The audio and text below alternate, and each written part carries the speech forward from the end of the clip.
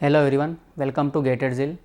आपको placement preparation या GATE preparation के लिए कोई भी क्यूरी हो, कोई भी डाउट हो तो आप गेट एट जिल में कांटेक्ट कर सकते हैं।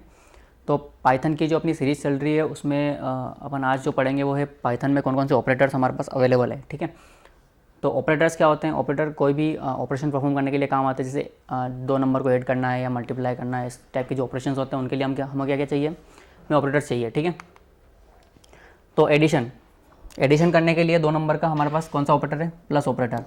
ठीक है,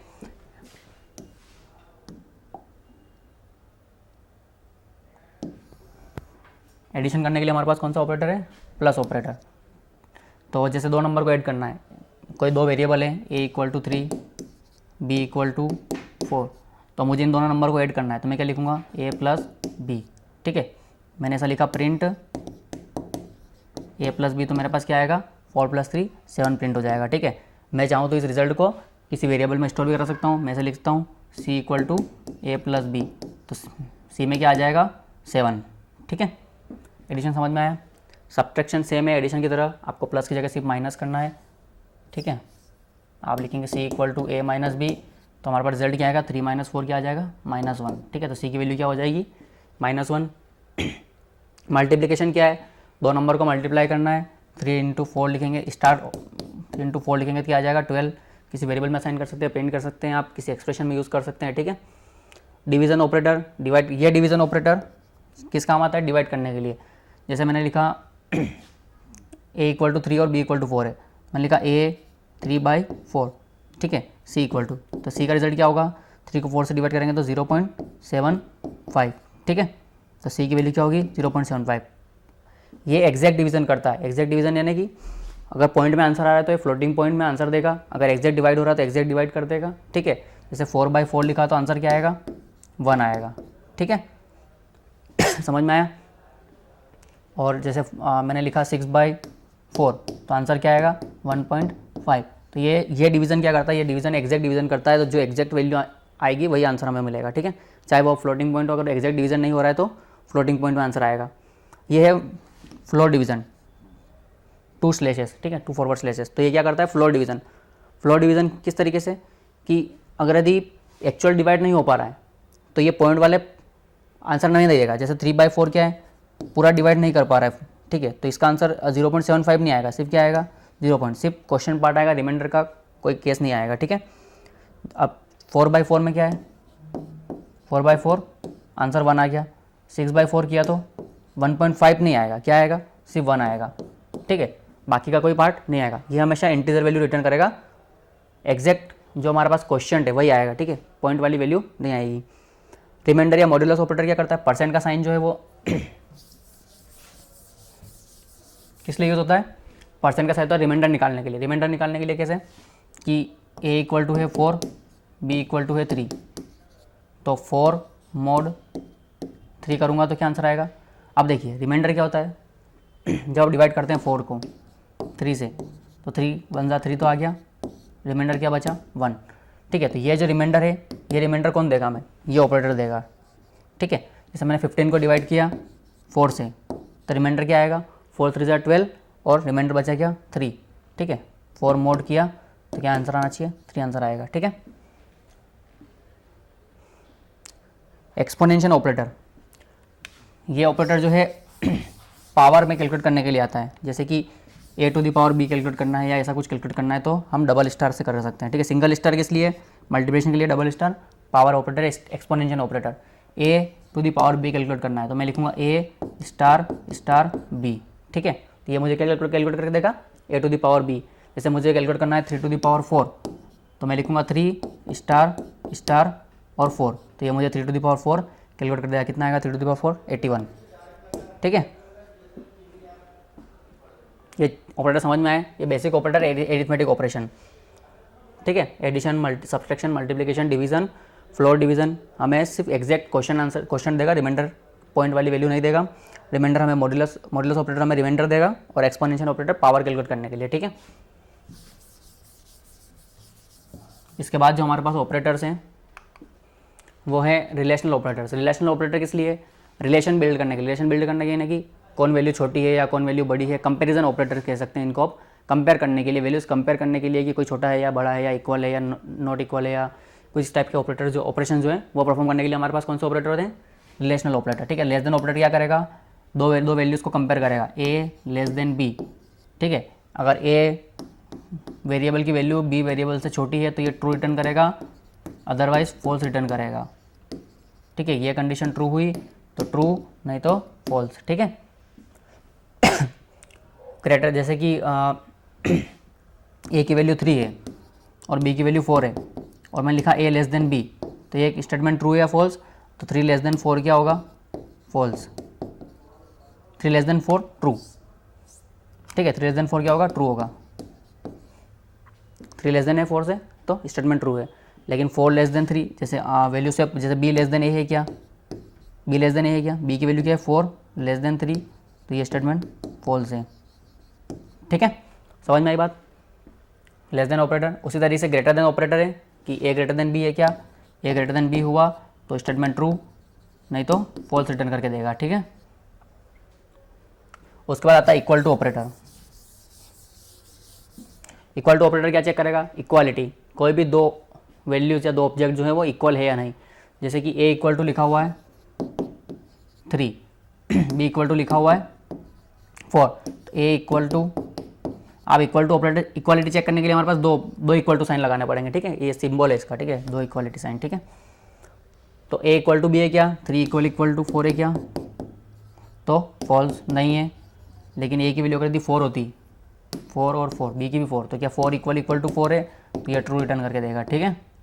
आप इक्वालिटी ऑपरेटर इंटीजर के अलावा स्ट्रिंग पर या फ्लोट पर या फिर आप उस पर लिस्ट वगैरह जो भी पाइथन डेटा टाइप उन सब पे यूज़ कर सकते हैं। आप दो डिक्शनरी की इक्वालिटी चेक कर सकते हैं, दो स्ट्रिंग की कर सकते हैं, ठीक है, दो इंटीजर की कर सकते हैं, दो फ्लोट की कर सकते हैं, ठीक है। जैसे स्ट्रिंग में भी लिखा हुआ है, ये सारे ऑपरेटर आप उन पर भी यूज़ कर सकते हैं, ठीक है। लेस देन ऑपरेटर आप स्ट्रिंग पर यूज़ कर सकते हैं, ठीक है।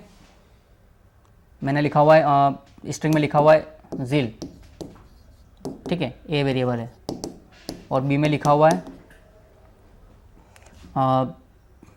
वेलकम। तो अब इन पे रिलेशनल ऑपरेटर कैसे काम करेंगे? देखो, लेस देन ऑपरेटर लिखा है, मैंने लिखा ए लेस देन बी, ए लेस देन बी। पहले स्ट्रिंग पे स्ट्रिंग कंपैरिजन कैसे होती है वो हम समझ लेते हैं, तो हमें जल्दी आसान समझ में आएगा, ठीक है। स्ट्रिंग कंपेयर होती है लेफ्ट मोस्ट कैरेक्टर से, स्टार्टिंग यहाँ से होती है, पहले ये दोनों कैरेक्टर कंपेयर होंगे। अगर यदि वही डिसीजन हो जाता है कि कोई कैरेक्टर छोटा है या बड़ा है, तो हम कह देंगे कि हाँ ये स्ट्रिंग छोटी है, ये स्ट्रिंग बड़ी है। जैसे कि Z और W कंपेयर किया, Z और W दोनों कैपिटल लेटर हैं, W छोटा है या Z छोटा है, तो W अल्फ़ाबेटिकल ऑर्डर में कौन पहले आता है? W पहले आता है, Z लास्ट में आता है, W छोटा है।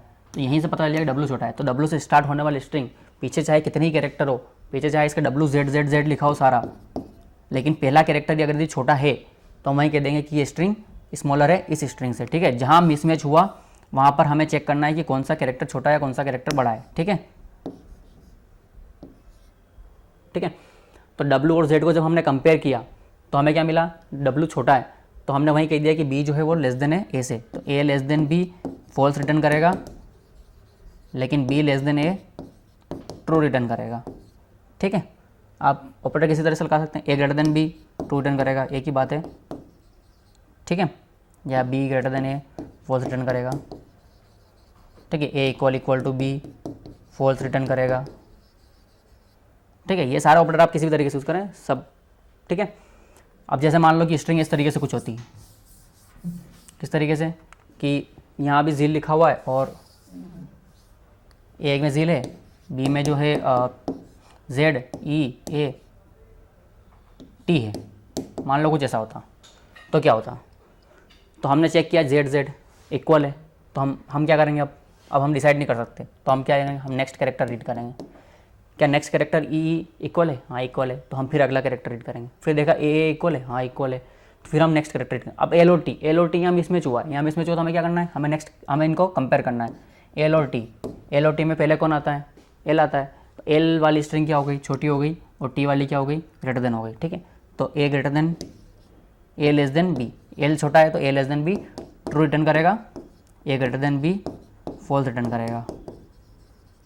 ठीक है, समझ में स्ट्रिंग कंपैरिजन कैसे करना है। मान लो कोई स्ट्रिंग एंड हो गई, जैसे कि यहाँ लिखा हुआ है ए बी सी और यहाँ लिखा हुआ है ए बी सी डी। अब मैं कंपेयर करना आया, तो मैंने क्या देखा कि ए तो इक्वल है, हम नेक्स्ट कैरेक्टर चेक किया, फिर बी भी इक्वल है, फिर हमने नेक्स्ट कैरेक्टर चेक किया, सी भी इक्वल है। अब पहली स्ट्रिंग खत्म हो गई लेकिन दूसरी स्ट्रिंग अभी बची हुई है, तो हम छोटी किसे कहेंगे, जो स्ट्रिंग पहले फिनिश हुई है, जो स्ट्रिंग पहले एंड हुई है उसे हम छोटी कहेंगे, और जो जिसमें अभी कैरेक्टर बचे हुए हैं वो अल्फ़ाबेटिकल ऑर्डर में बाद में आएगा। आपने डिक्शनरी में अगर वर्ड देखे हो तो डिक्शनरी में जिस तरीके से वर्ड जमे होते हैं वही ऑर्डर हमें यहाँ चेक करना है कि कौन डिक्शनरी में पहले आएगा, कौन डिक्शनरी में बाद में आएगा। जो डिक्शनरी में पहले आ गया वो छोटा, जो बाद में आया वो बड़ा। ठीक है, स्ट्रिंग कंपेरिजन इस तरीके से होता है। तो आप ऑपरेटर समझ में आए, स्ट्रिंग पे यूज़ कर सकते हैं। ग्रेटर देन और इक्वल टू ऑपरेटर क्या करेगा कि वैल्यू या तो ग्रेटर देन हो या इक्वल हो। ठीक है, ग्रेटर देन हो या इक्वल हो, जैसे कि 3 greater than equal to 4, condition true. ठीक है, equal to 3 greater than equal to 4, ये स्टेटमेंट ट्रू या फॉल्स है। तो 3 यहाँ ना तो ग्रेटर है और ना इक्वल है, तो ये स्टेटमेंट क्या कहेगा, फॉल्स कहेगा। 4 greater than equal to 3, 4 greater than equal to 3, तो ये ट्रू स्टेटमेंट है। ठीक है, 3 ग्रेटर देन इक्वल टू 3, ये भी ट्रू स्टेटमेंट है क्योंकि ग्रेटर तो नहीं है लेकिन इक्वल टू है। तो और साइन और लिखा है, मतलब या तो ये हो जाए या ये हो जाए, दोनों में से अगर कोई भी एक चीज़ ट्रू होती है तो हम हमारा आउटपुट में क्या आएगा, ट्रू आएगा। ठीक है, लेस देन इक्वल टू भी सेम कंसेप्ट है, या तो लेस देन हो या इक्वल टू हो। ठीक है, इतने ऑपरेटर समझ में आए, रिलेशनल ऑपरेटर। ठीक है, हमारे पास नेक्स्ट जो है ऑपरेटर वो लॉजिकल ऑपरेटर्स हैं। लॉजिकल ऑपरेटर्स में कौन कौन से हैं, एंड और नॉट। एंड क्या कहता है, ये सारे बाइनरी ऑपरेटर्स है। ठीक है, बाइनरी ऑपरेटर मतलब इनको 2 ऑपरेंड की ज़रूरत है, एक लेफ्ट ऑपरेंड और एक राइट ऑपरेंड, और बीच में ऑपरेटर कोई ना कोई रहेगा। ठीक है, तो एंड क्या कहता है, एंड कहता है कि अगर लेफ्ट ऑपरेंड भी ट्रू है, राइट ऑपरेंड भी ट्रू है, तो फाइनल रिजल्ट ट्रू है। एंड की टेबल अपन देख लेते हैं। एंड क्या कहता है कि लेफ्ट ऑपरेंड मान लो ए है, राइट ऑपरेंड भी है, तो फाइनल हमारा रिजल्ट जो रहेगा वो क्या रहेगा, and operand, left operand true है, राइट ऑपरेंड ट्रू है, तो फाइनल रिजल्ट ट्रू है। ये ट्रू है, ये फॉल्स है तो भी फॉल्स आएगा, ये फॉल्स है, ये ट्रू है तो भी फॉल्स आएगा, और ये फॉल्स है और ये भी फॉल्स है तो भी फॉल्स आएगा। ठीक है, ये टेबल समझ में आई कि ए और बी 2 ऑपरेंड है। मैंने लिखा ए एंड बी, ए की ट्रू वैल्यू आ रही है, बी की ट्रू वैल्यू आ रही है। ठीक है, तो ही फाइनल रिजल्ट, इस पूरे एक्सप्रेशन का रिजल्ट क्या आएगा, ट्रू आएगा, अदरवाइज रिजल्ट फॉल्स आना है। ठीक है, एंड ऑपरेटर समझ में आया। जैसे कि मैंने लिखा ए की वैल्यू है 3, मैंने लिखा A greater than 2 and A less than 4। ठीक है, तो अब देखो ये पूरी एक्सप्रेशन लिखी हुई है। एक ए की वैल्यू 3 है, 3 greater than 2, 3 greater than 2 and 3 less than 4। क्या ये ट्रू है, हाँ ट्रू है। क्या ये ट्रू है, ये भी ट्रू है। तो ट्रू एंड ट्रू का रिजल्ट क्या आएगा, ट्रू एंड ट्रू का रिजल्ट क्या आना चाहिए, ट्रू आना चाहिए। ठीक है, लेकिन अगर मैंने ऐसा कर दिया, ए ग्रेटर देन 2 तो है एंड ए ग्रेटर देन 3 मान लो, तो क्या ए ग्रेटर देन 2 ये तो ट्रू रिटर्न करेगा, लेकिन ये 3 ग्रेटर देन 3 ट्रू करेगा, false return, 3 greater than 3 false return करेगा। तो अब क्या केस बना, ट्रू और फॉल्स, ट्रू और फॉल्स क्या रिटर्न करेगा, फॉल्स। तो हमारा फाइनल रिजल्ट क्या हुआ उस पूरी एक्सप्रेशन का, फॉल्स। ठीक है, एंड ऑपरेटर समझ में आया। उसके बाद जो ऑपरेटर है हमारे पास वो है और ऑपरेटर। और क्या कहता है कि अगर एटलीस्ट 1 रिजल्ट भी ट्रू आ गया हमारे पास एक्सप्रेशन में तो हम ट्रू रिटर्न कर देंगे, अदरवाइज अगर सारे फॉल्स हुए तो फॉल्स। लेकिन एंड क्या कहता है कि सारी ट्रू वैल्यू हुई तो ही मैं ट्रू रिटर्न करूँगा, अदरवाइज नहीं करूँगा। जैसे 3 एक्सप्रेशन होती मान लो, A greater than 2 and A greater than 3 and A greater than 4, ऐसा कुछ लिखा हुआ है, ठीक है, ग्रेटर देन 4 है,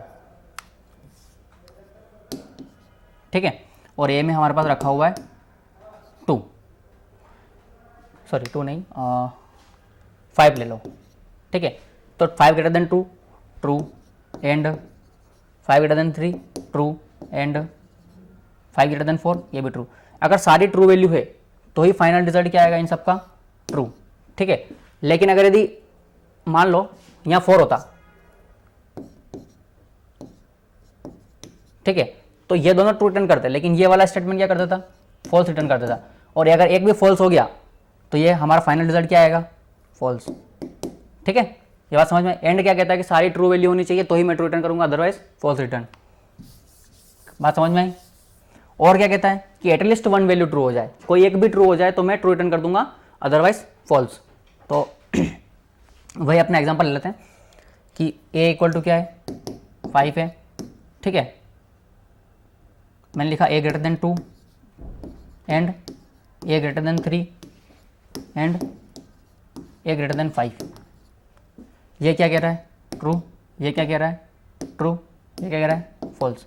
एक भी ट्रू हुआ, एक भी ट्रू हुआ तो और क्या कहेगा, बीच में और लगाना है, और ठीक है, एक भी ट्रू हुआ तो और क्या कहेगा, ट्रू। तो इस पूरे एक्सप्रेशन रिजल्ट क्या आएगा, ट्रू, ठीक है। और अगर यहाँ पे ऐसा होता a greater then 6, a greater then 7, ठीक है, यहाँ 5 है, तो 5 ग्रेटर देन 6 क्या होता, फॉल्स। ये क्या करता, ये भी फॉल्स, सारी फॉल्स तो रिजल्ट फॉल्स। जब तक सारी फॉल्स नहीं होगी तब तक रिजल्ट फॉल्स नहीं मिलेगा और में, ठीक है, ये याद रखिएगा। और ऑपरेटर समझ में आया। नॉट ऑपरेटर क्या करता है, ये बूलियन ऑपरेटर। बूलियन ऑपरेटर किस तरीके से कि अगर यदि कोई वैल्यू ट्रूथी वैल्यू है कि ट्रू लिखा हुआ है और उसके आगे मैंने नोट लगा दिया तो ये मुझे क्या दे देगा, फॉल्स दे देगा, ठीक है। तो ट्रूथी वैल्यू का जैसे इंटीजर है, इंटीजर में 1 2 3 सारी ट्रू वैल्यूज़ है, इनको मैं बूलियन में कन्वर्ट करूँगा तो मुझे क्या मिलेगा, ट्रू मिलेगा, ठीक है। लेकिन अगर जीरो जो है वो फॉल्स है। स्ट्रिंग में भी होती है ट्रू दी वैल्यू। अगर यदि एम्प्टी स्ट्रिंग है तो कि उसके अंदर कोई कैरेक्टर नहीं है, कोई भी कैरेक्टर नहीं है, ठीक है, एम्प्टी स्ट्रिंग है तो वो फॉल्स रिटर्न करेगी, अदरवाइज सारी वैल्यू, एम्प्टी स्ट्रिंग है नहीं, कोई भी कैरेक्टर नहीं है, अगर उसके अंदर खाली स्पेस भी हुआ तो वो भी हमें जो ट्रू रिटर्न करके देगा, ठीक है। स्ट्रिंग के अंदर कोई कैरेक्टर जैसे ए बी लिखा हुआ है तो ये ट्रू रिटर्न करके देगा, लेकिन अगर एम्प्टी स्ट्रिंग हुई तो वो मुझे क्या रिटर्न करके देगी, फॉल्स रिटर्न करके देगी, ठीक है।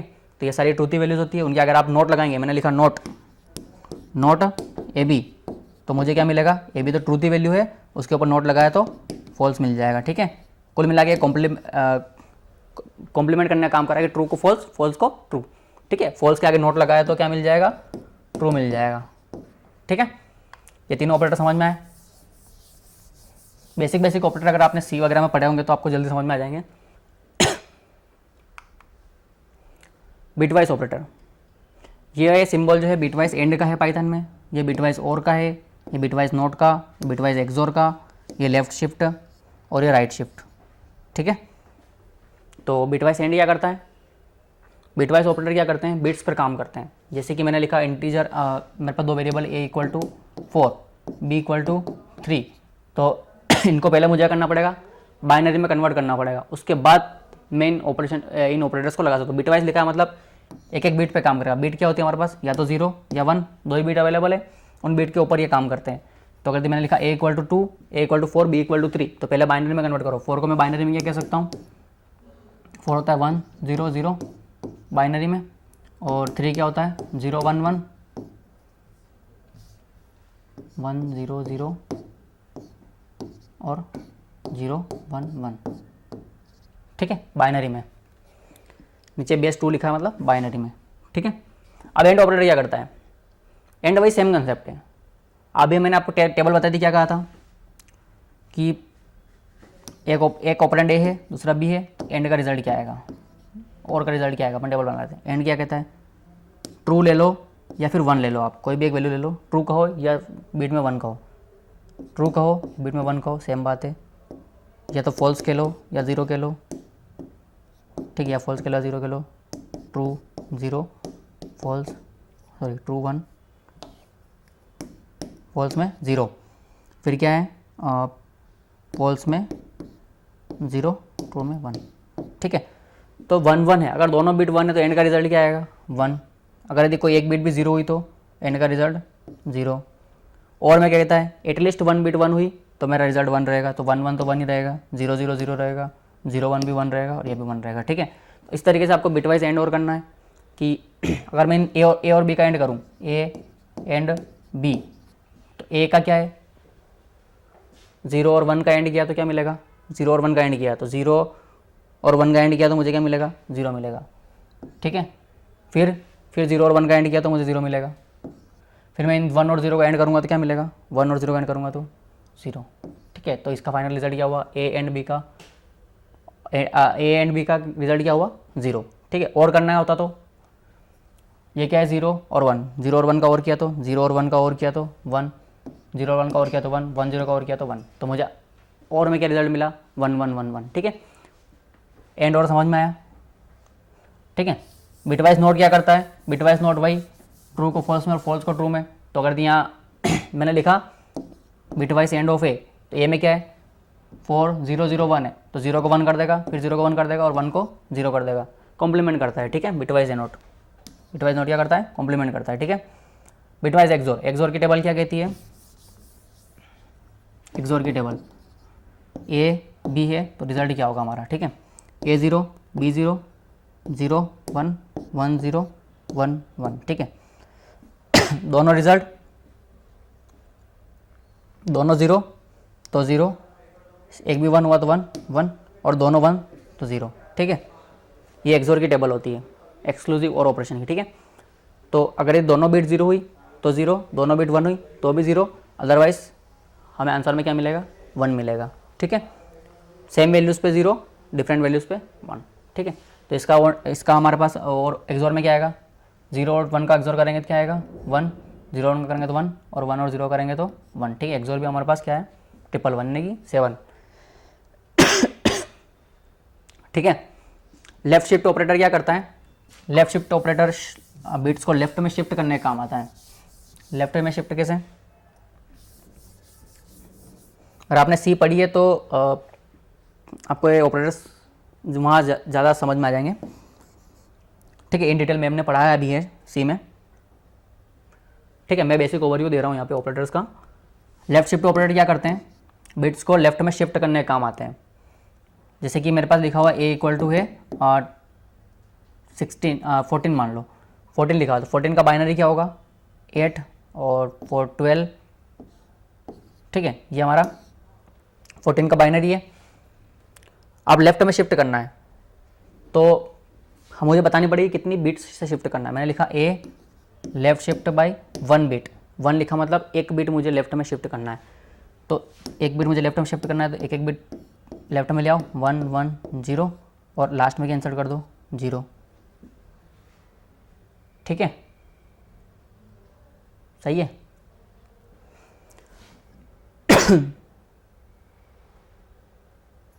और ये 1 भी यहाँ आएगा, ठीक है, समझ में आया।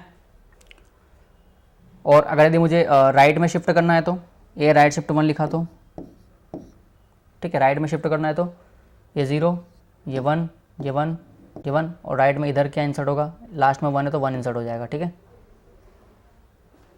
समझ में आया।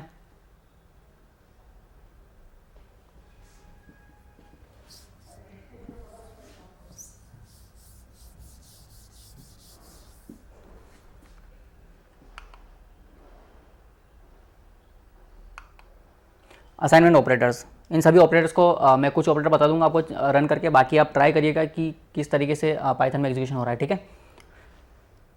असाइनमेंट ऑपरेटर्स कौन कौन से होते हैं, जैसे कि एक तो हम देख चुके हैं ए इक्वल टू बी लिखा हुआ है, ए इक्वल टू 4 लिखा हुआ है, ए इक्वल टू 3 लिखा हुआ है, तो ये क्या हो रहा है असाइनमेंट हो रहा है, ठीक है। बी इक्वल टू 3 लिखा हुआ है तो ये असाइनमेंट ऑपरेटर, ये डायरेक्टली असाइनमेंट कर रहा है, ठीक है। अब कुछ ऑपरेटर क्या कॉम्बिनेशन में भी अवेलेबल है हमारे पास। कॉम्बिनेशन में कैसे कि ए प्लस इक्वल टू या माइनस इक्वल टू या डिवीजन इक्वल टू, जितने भी हमारे पास अरिथमेटिक ऑपरेटर्स या लॉजिकल ऑपरेटर्स उन सबके हमारे पास असाइनमेंट में कॉम्बिनेशन अवेलेबल है। किस तरीके से, ए प्लस इक्वल टू 3 लिखा, इसका मीनिंग क्या हुआ, इसका मीनिंग हुआ ए इक्वल टू ए प्लस 3, पहले ए में 3 ऐड करो, वापस ए में ही असाइन करो, ठीक है। तो ए की वैल्यू खुद ही वो 3 से अपडेट कर रहा है, ठीक है, समझ में आया। तो इन ऑपरेटर्स के लिए क्या है, आपको ध्यान रखना पड़ेगा कि अगर यदि मैंने कोई वेरिएबल पहले से क्रिएट नहीं कर रखा है तो यहाँ एरर आ जाएगी। जैसे कि मैंने लिखा a = 3 और मेरे प्रोग्राम में इसके ऊपर कोई लाइन है ही नहीं, पहली लाइन यही है a = 3, तो ये स्टेटमेंट चलेगा। क्यों चलेगा? क्योंकि यहाँ पे असाइनमेंट हो रहा है, वेरिएबल एक क्रिएट हो रहा है, ठीक है। लेकिन अगर यदि मेरे प्रोग्राम में पहली लाइन ये हुई कि a + = 3, तो ये एरर देगी। क्यों एरर देगी? वो कहेगा कि मुझे a नाम का कोई वेरिएबल मिला ही नहीं, क्योंकि अभी तक क्रिएट ही नहीं हुआ। उससे पहले इन ऑपरेटर्स को यूज़ करने से पहले आपको ये ध्यान रखना पड़ेगा कि लेफ्ट साइड में जो ऑपरेटर है आपका, वो पहले कहीं ना कहीं ऊपर डिफाइन हो चुका हो, नहीं तो एरर आने के चांसेस हैं, ठीक है। चांसेस नहीं, एरर आएगी ही आएगी, ठीक है, क्योंकि ये ऑपरेटर को ढूंढेगा, वो उसे मिलेगा ही नहीं। ये ऑपरेटर को ढूंढेगा, उसे मिलेगा ही नहीं, ठीक है। तो वो कह देगा कि ठीक है, समझ में आया। तो आप ऐसे सारे को कॉम्बिनेशन में यूज़ कर सकते हैं। आप मॉड्यूलस ऑपरेटर को भी कॉम्बिनेशन में यूज़ कर सकते हैं। a mod = 3 लिखा हुआ है, तो इसका मतलब क्या हुआ, a = a mod 3, a की वैल्यू मान लो 5 है, तो क्या होगा, a mod = 3 में क्या हो जाएगा, a की वैल्यू उसके बाद क्या हो जाएगी, a = 2 हो जाएगी। 5 mod 3 करेंगे तो आंसर में क्या आएगा, 2 आएगा, ठीक है। तो ऐसे सारे ऑपरेटर्स हमारे पास कॉम्बिनेशन में अवेलेबल है, ठीक है। उसके बाद ऑपरेटर तो बहुत बेसिक चीज़ें आप सी वगैरह में पढ़ चुके हैं। हाँ, ये कुछ ऑपरेटर्स हैं जो पाइथन में अवेलेबल है हमारे पास। इज़ ऑपरेटर और इज़ नॉट ऑपरेटर। देखो पाइथन में क्या होता है, पाइथन डायनामिकली टाइप्ड लैंग्वेज है। तो यहाँ पर क्या है कि रेफरेंस वेरिएबल यूज है। रेफरेंस वेरिएबल कैसे, किस तरीके से, मतलब कि आपने एक लिस्ट क्रिएट करी, तो लिस्ट तो कहीं मेमोरी में क्रिएट हुई होगी, लेकिन उसका जो रेफरेंस होगा, उसका जो एड्रेस होगा, वो कहाँ आया होगा, वो वेरिएबल ए में असाइन होगा। मैंने a = लिखा 1 2 3, तो ये क्या है, ये एक लिस्ट क्लास है, उसका ऑब्जेक्ट बना हुआ है। उसका ऑब्जेक्ट मेमोरी में क्या होगा, उस ऑब्जेक्ट का जो रेफरेंस है वो मुझे कहाँ, वो किस में, ए में है, ठीक है। ये बात समझ में आई। तो अगर यदि ये रेफरेंस अगर यदि ए में है, तो क्या होता है कि मान लो कि मैंने कुछ इस तरीके से असाइन किया कि मैंने लिखा b = a, तो अब यहाँ क्या हुआ, क्या है एक्चुअल में, यहाँ b = a किया तो a की कोई नई लिस्ट नहीं बनी है। a और b अब क्या हो गए, सेम वेरिएबल हो गए। देखो 1 2 3 कोई एक लिस्ट थी, ठीक है, उसका मान लो एड्रेस कुछ था मेमोरी में 1000 कुछ ऐसा है ना, ठीक है, 10,000 है मान लो, ठीक है, मेमोरी में कुछ 1000 लिखा। तो a एक्चुअल में क्या कंटेंट कर रहा है, a कंटेंट कर रहा है, ये लिस्ट बनी, इस लिस्ट का एड्रेस 1000 कंटेंट कर रहा है, 10,000 कंटेंट कर रहा है। मैंने लिखा b = है, तो b में भी क्या आया, 10,000। अब यहाँ क्या हुआ है, अब यहाँ ये हुआ है कि b और a और b जो हैं वो दोनों सेम लिस्ट को पॉइंट कर रहे हैं, सेम लिस्ट को पॉइंट कर रहे हैं। तो अगर मैंने कुछ a में अपडेट किया तो वो अपडेट b में भी रिफ्लेक्ट होगा, b में कुछ अपडेट किया तो वो अपडेट a में भी रिफ्लेक्ट होगा। मैंने लिखा a.append 4, ठीक है, a.append 4 लिखा, तो एक्चुअल में होगा क्या, इस लिस्ट में जाके 4 ऐड हो जाएगा। अब मैं a को प्रिंट करूंगा तो भी 1 2 3 4 प्रिंट होगा, मैं b को प्रिंट करूंगा तो भी 1 2 3 4 प्रिंट होगा। क्यों? क्योंकि दोनों जो वेरिएबल्स है वो सेम लिस्ट को पॉइंट कर रहे हैं, ठीक है। तो ये बात समझ में आई। तो अब मैं कैसे चेक करूँ कि a और b सेम है कि नहीं, क्या a और b सेम ऑब्जेक्ट को पॉइंट कर रहे हैं, ये मुझे चेक करना है। तो मैं कैसे करूँगा, मैं इज ऑपरेटर से चेक करूँगा। मैं लिखूंगा a इज b लिखा, अगर दोनों सेम ऑब्जेक्ट को पॉइंट कर रहे होंगे तो ये रिटर्न करेगा ट्रू, अदरवाइज फॉल्स रिटर्न कर देगा ये मुझे, ठीक है, समझ में। is and is not are the identity operators, both are used to check if two variables are located on the same part of the memory, कि अगर यदि दोनों सेम ऑब्जेक्ट को और जो सेम मेमोरी लोकेशन पे एक ही ऑब्जेक्ट को पॉइंट कर रहे हैं तो उन वेरिएबल्स की आइडेंटिटी या उनको चेक करने के लिए कि दोनों सेम है या नहीं, ये चेक करने के लिए मैं कौन सा ऑपरेटर यूज करता हूँ, इज और इज नॉट, ठीक है। ठीक है, अब इसमें एक केस और ये भी है कि मैंने लिखा a = 2 b = 2, क्या a is b return true return करेगा या फॉल्स रिटर्न करेगा। दोनों वैल्यू सेम है लेकिन दोनों अलग अलग ऑब्जेक्ट क्रिएट हुए मेमोरी में, ठीक है। ये 2 कहीं और स्टोर्ड है, ये 2 कहीं और स्टोर्ड है, दोनों की वैल्यू सेम है, आइडेंटिकल है, लेकिन सेम ऑब्जेक्ट नहीं है। सेम ऑब्जेक्ट नहीं है तो ये क्या रिटर्न करेगा, फॉल्स रिटर्न करेगा। लेकिन इसी जगह मैंने ऐसा लिखा होता b = a, तो ये a इज b = क्या रिटर्न करता, ट्रू रिटर्न करता, ठीक है। बात समझ में आई। अगर ये सेम मेमोरी रेफरेंस को पॉइंट कर रहे हैं तो a is b true return करेगा, अदरवाइज नहीं करेगा, ठीक है, समझ में आई। Identity operator. हमारे पास दूसरा जो ऑपरेटर वो मेंबरशिप ऑपरेटर है, ठीक है। मेंबरशिप क्या है कि मैंने आपको एक लिस्ट दी है लिस्ट में बहुत सारे एलिमेंट है, लेकिन मुझे चेक करना है कि क्या कोई एक एलिमेंट इस लिस्ट में बिलोंग करता है, क्या कोई मान लो सेट है तो क्या कोई इस एलिमेंट इस सेट में बिलोंग करता है। तो ये चेक करने के लिए मेरे पास ऑपरेटर है इन और नॉट इन, ठीक है, नॉट इन वगैरह सब नॉट इन सिर्फ कॉम्प्लीमेंट है फॉल्स वैल्यू ट्रू रिटर्न करने के लिए, ठीक है। इन में क्या है, लिस्ट दी हुई है 1 2 3 4, ठीक है, मैंने लिखा 1 इन, ये लिस्ट है, तो 1 इन लिस्ट, क्या एक 1 जो है इस लिस्ट में है। सिर्फ मैंने फर्स्ट डे आपको कहा था कि पाइथन जो पूरी इंग्लिश लैंग्वेज है, तो ये ऑपरेटर्स भी उसी तरीके से 1 इन लिस्ट, तो 1 इस लिस्ट में है, क्या है तो ट्रू, अदरवाइज फॉल्स। तो 1 तो हमारी लिस्ट में, तो ये रिटर्न क्या करेगा, ट्रू।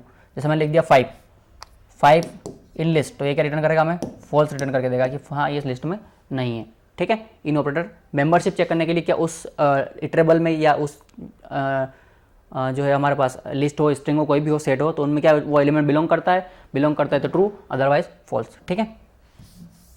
अब मान लो यहाँ स्ट्रिंग भी पॉसिबल है, इटरेबल कुछ भी हो सकता है। मैंने लिखा ABC और यहाँ लिखा A इन ABC, क्या A ABC में है, तो हाँ है, ए कैरेक्टर हमें दिख रहा है, ये कैरेक्टर हमें यहाँ दिख रहा है ABC में, ठीक है, तो ये ट्रू रिटर्न करेगा।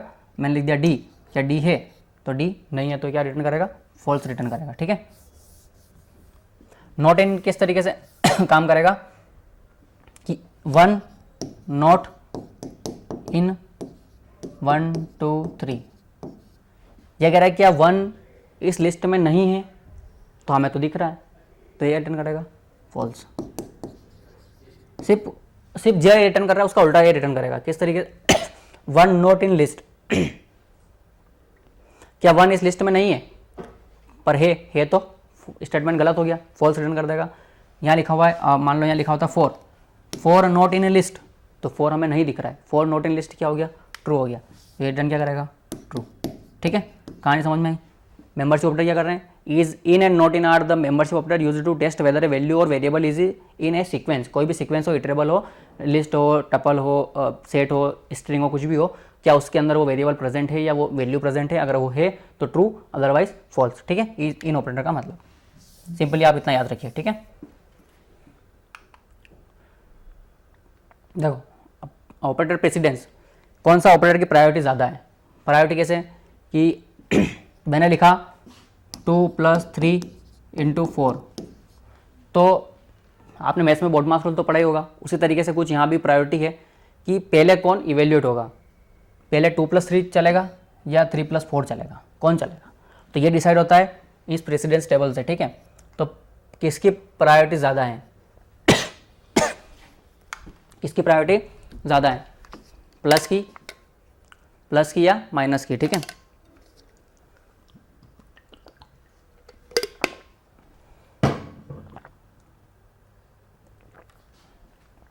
ठीक है, किसकी प्रायोरिटी ज़्यादा है, प्लस की या माइनस की, तो सॉरी प्लस की या मल्टीप्लाई की। तो आप इस टेबल में देखिए किसकी प्रायोरिटी ज़्यादा है, यहाँ में दिख रहा है मल्टीप्लिकेशन और यहाँ दिख रहा है प्लस, ठीक है। तो किसकी ज़्यादा दिख रही है, मल्टीप्लिकेशन ज़्यादा दिख रही है, तो पहले कौन इवेल्यूएट होगा, मल्टीप्लिकेशन, उसके बाद प्लस चलेगा, तो पहले क्या होगा 3 × 4 12 होगा, फिर 2 का प्लस में होगा, तो कितना होगा, आंसर कितना आएगा 14, ठीक है। बात समझ में आई। उसी तरीके से बहुत सारे ऑपरेटर्स हैं, सबसे जो हाईएस्ट प्रायोरिटी है वो पैरेंथेसिस की है। क्या करते, मैंने पैरेंथेसिस लिख दिया, पहले 2 + 3 × 4 लिखा, चाहे प्लस और इंटू में प्रायोरिटी किसकी हाई हो, मल्टीप्लाई की हो, लेकिन पहले पैरेंथेसिस लगा तो पहले पैरेंथेसिस वाला एक्सप्रेशन इवेल्यूएट होगी, तो 2 + 3 कितना हो जाएगा 5 और फिर मल्टीप्लाई होगा 4 का, तो आंसर कितना आएगा 20, ठीक है। बात समझ में आई। तो ये प्रेसिडेंस टेबल है पूरी की पूरी इसमें ध्यान रखिएगा कि किसकी प्रायोरिटी किसकी ज़्यादा है, सबसे ज़्यादा पैरेंथेसिस की, उसके बाद एक्सपोनेंट की, उसके बाद यूनरी ऑपरेटर्स की, उसके बाद फिर एरिथमेटिक ऑपरेशन है, मल्टीप्लिकेशन, डिवीजन और मॉड्यूलस वगैरह, उसके बाद प्लस माइनस एडिशन सब्ट्रैक्शन की है, उसके बाद लेफ्ट शिफ्ट और राइट शिफ्ट ऑपरेटर की है, उसके बाद लॉजिकल एंड, उसके बाद लॉजिकल और, उसके बाद बिटवाइज एंड, बिटवाइज एक्सोर और उसके बाद बिटवाइज और, उसके बाद कंपैरिजन जो ऑपरेटर्स हैं उनकी है, कंपैरिजन ऑपरेटर्स और आइडेंटिटी ऑपरेटर्स की सेम है, ठीक है। इज नॉट इन, ठीक है, लेस देन इक्वल टू सारे ऑपरेटर्स हैं। उसके बाद लॉजिकल नोट की है, उसके बाद लॉजिकल एंड की है, उसके बाद लॉजिकल और की है, ठीक है। तो ये पूरी पाइथन के ऑपरेटर्स की प्रेसिडेंस टेबल है, ठीक है। प्रेसिडेंस तो वहाँ तक ठीक है जहाँ तक हमारे पास डिफरेंट ऑपरेटर्स है, लेकिन क्या हो अगर इससे हमारे पास सेम ऑपरेटर्स आ जाएं, तो वहाँ पे हम प्रेसिडेंस नहीं कर सकते। जैसे मैंने लिखा 2 + 3 + 4, क्या लिखा 2 + 3 + 4। अब पहले 2 + 3 हो या 3 + 4 हो, ये कैसे डिसाइड करेंगे? तो यहाँ आती है काम एसोसिएटिविटी। एसोसिएटिविटी क्या कहता है? क्या कहते हैं सेम लेवल के ऑपरेटर्स हैं, सेम टाइप के ऑपरेटर्स हैं, या जिनकी प्रेसिडेंस सेम है, जिनकी प्रेसिडेंस मतलब हाँ प्रेसिडेंस सेम है, तो हम कैसे डिसाइड करेंगे कि किसे इवेल्यूएट करें, 2 + 3 को पहले करें या 3 + 4 को पहले करें? तो ये डिसाइड होता है एसोसिएटिविटी से। एसोसिएटिविटी कहती है कि अगर ये सेम प्रेसिडेंस के ऑपरेटर है तो या तो लेफ्ट टू राइट कर लो या राइट टू लेफ्ट कर लो। तो जो प्लस ऑपरेटर है वो उसकी एसोसिएटिविटी है लेफ्ट टू राइट, 2 + 3 + 4। तो ये कैसे इवेल्यूएट होंगे? Left to right. Left to right पहले 2 + 3 होगा तो 5 हो जाएगा, फिर उसके बाद +4 होगा तो 9 हो जाएगा। ठीक है। एक्सपोनेंट ऑपरेटर जो है उसकी जो एसोसिएटिविटी वो राइट टू लेफ्ट है। राइट टू लेफ्ट कैसे कि 2 एक्सपोनेंट लगाया 3 एक्सपोनेंट लगाया 2। ठीक है।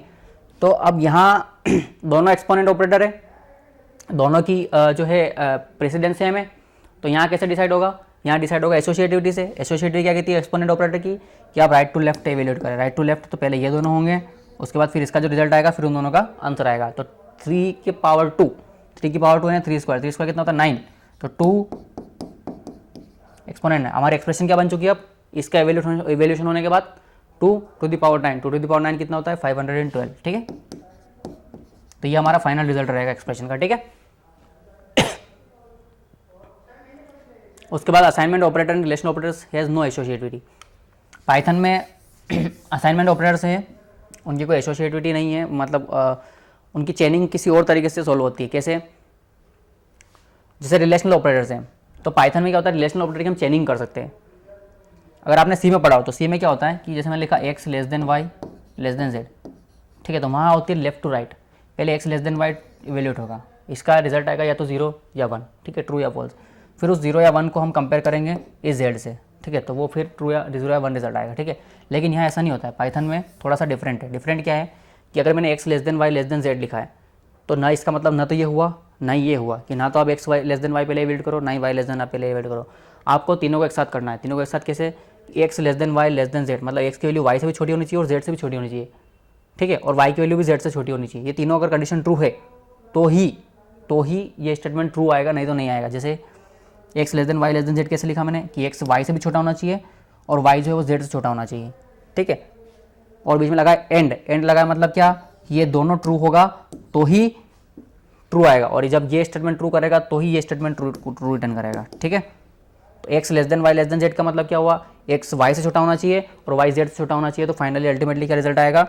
ट्रू रिटर्न आएगा, अदरवाइज नहीं आएगा। जैसे 2 < 3 < 4, ये स्टेटमेंट ट्रू रिटर्न देगा, जबकि 2 < 3 ये फॉल्स रिटर्न देगा। क्यों देगा? कि 2 < 3 ये तो ट्रू है, लेकिन 3 < 3 ये फॉल्स है। ये फॉल्स है तो हमारा फाइनल रिजल्ट क्या हुआ? एक ट्रू एक फॉल्स, एंड क्या देगा? फॉल्स। ठीक है, बात समझ में आई? तो पाइथन में इस तरीके से आप ऑपरेटर की चेनिंग भी कर सकते हैं। ठीक है, रिलेशनल ऑपरेटर्स की। और जैसे असाइनमेंट ऑपरेटर्स की ऐसा क्या कहते हैं कि x = y = z = 1, तो ये तो ठीक है कि आप x = y = z = 1 किया तो z में 1 असाइन हो जाएगा, फिर वो 1 जो आएगा वो y में असाइन हो जाएगा, फिर y में जो आएगा 1 आएगा वो z में असाइन हो जाएगा। ठीक है, x में असाइन हो जाएगा, ये तो ठीक है। लेकिन अगर यदि मैंने कुछ इस तरीके से लिखा कि जो कॉम्बिनेशन वाले ऑपरेटर से असाइनमेंट किया, अगर वो यूज़ कर लिए कि x = y = z = 2, ठीक है, तो ये स्टेटमेंट हमें वैलिड नहीं है। वो कह देगा कि ये जो ऑपरेटर आप यूज़ कर रहे हैं ये अलाउड नहीं है, रिजल्ट ही नहीं एरर। ठीक है, तो इस तरीके से आप नहीं कर सकते। आप सिंपल असाइनमेंट ऑपरेटर डायरेक्टली 3 बार यूज़ कर सकते हैं, 4 बार यूज़ कर सकते हैं, आपकी मर्जी। ये सिंटैक्स फाइन है, ये सिंटैक्स वर्क नहीं करेगा। ठीक है, तो हम इन ऑपरेटर्स को जितने अभी तक हमने डिस्कस करे हैं ये हम एक बार रन करके देख लेते हैं। कुछ ऑपरेटर मैं बता देता हूँ आपको और कुछ आप ट्राई करिएगा। ठीक है, क्योंकि सारे ऑपरेटर्स तो बहुत सारे हैं, तो आप ट्राई करिएगा इनको। आपको प्रैक्टिस करनी है ऑपरेटर्स की। आप चला के देखिए कौन सा ऑपरेटर किस तरीके से रिजल्ट दे रहा है। ठीक है, तो मैं कुछ ऑपरेटर्स आपको चला के दिखाता हूँ। जैसे असाइनमेंट करना है मुझे, जैसे मैंने लिखा प्रिंट 2+3, ठीक है। तो ये क्या करना चाहिए, मुझे आंसर में देना चाहिए 5, ठीक है। 5 आ रहा है। अब एक्सपोनेंट ऑपरेटर देख लेते हैं अपन एक बार। 2⁻³ कितना होता है, 8। तो मेरे पास रिजल्ट में क्या आ रहा है, 8 आ रहा है, ठीक है। उसके बाद हमारे पास जो है मॉड्यूलस ऑपरेटर है, तो 2 mod 3 करूँगा तो मेरे पास रिजल्ट क्या आना चाहिए, 2 आना चाहिए, 2 आ रहा है, ठीक है। और अगर 5 mod 3 किया तो क्या आना चाहिए, 5 mod 4 किया तो क्या आना चाहिए, 1 आना चाहिए, ये 1 आ रहा है, ठीक है। रिमाइंडर हमारे पास 1 रहता है। एक फ्लोर डिवीज़न ऑपरेटर था हमारे पास, 5 फ्लोर डिवीज़न 4 किया तो क्या मिलेगा, 1 आंसर आएगा, ठीक है। और 5 को फ्लोर डिवीज़न किया 3 से तो हमारे पास क्या आंसर आएगा, नहीं सॉरी 3 से 1 आएगा। 2 से किया तो 2 2 ज़ा 4, तो 2 आंसर आना चाहिए, ठीक है। ये 2 आ रहा है। उसके अलावा जो हमारे पास असाइनमेंट ऑपरेटर्स है बहुत सारे, रिलेशनल ऑपरेटर देख लेते हैं। 5 < 2 है क्या, तो स्टेटमेंट फॉल्स है, तो फॉल्स स्टेटमेंट, ठीक है। क्या 5 < 2 है, तो ये तो ट्रू है, ये ट्रू आ गया, ठीक है। उसके अलावा अपन चेनिंग करके देख लेते हैं। 5 < 2 < 1 है क्या, ये स्टेटमेंट क्या रिटर्न करना चाहिए, ट्रू रिटर्न करना चाहिए। 5 2 से ग्रेटर है, हाँ है। 2 1 से ग्रेटर है, हाँ है। तो दोनों स्टेटमेंट ट्रू है, तो ट्रू, ये ट्रू कर रहा है। लेकिन अगर मैं यहाँ ट्रू कर देता हूँ, 5 2 से ग्रेटर है लेकिन 2 2 से ग्रेटर नहीं है, तो ये स्टेटमेंट फॉल्स रिटर्न करना चाहिए, ठीक है। तो हमें क्या दे रहा है, फॉल्स आया हमारे पास रिटर्न में, ठीक है। समझ में आया आपको एक्सप्रेशन चेनिंग। जैसे असाइनमेंट ऑपरेटर थे हमारे पास, A = B = C = 3 कर दिया, ये स्टेटमेंट तो करेक्ट है, कोई एरर नहीं आई। लेकिन अगर यदि C + = 3 कर देता हूँ मैं,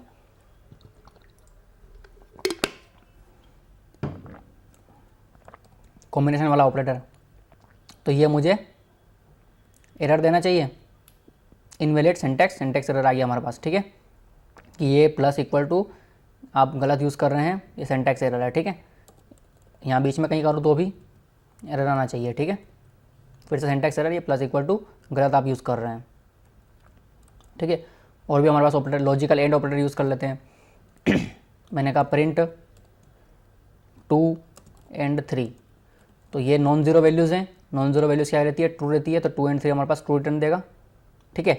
2 भी ट्रू था, ये भी ट्रू था, दोनों जो इसने सेकेंड वाली वैल्यू थी वो रिटर्न कर दी, ठीक है, ट्रू वैल्यू। अब जैसे कि यहाँ 0 होता तो क्या होता,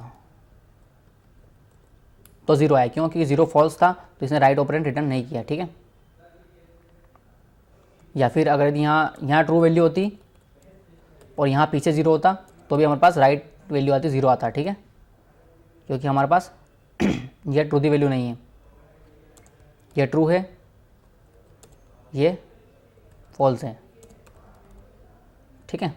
ये ट्रू है और ये फॉल्स है, तो क्या होगा, तो फॉल्स आना चाहिए, फॉल्स आ रहा है, ठीक है। बात समझ में आई।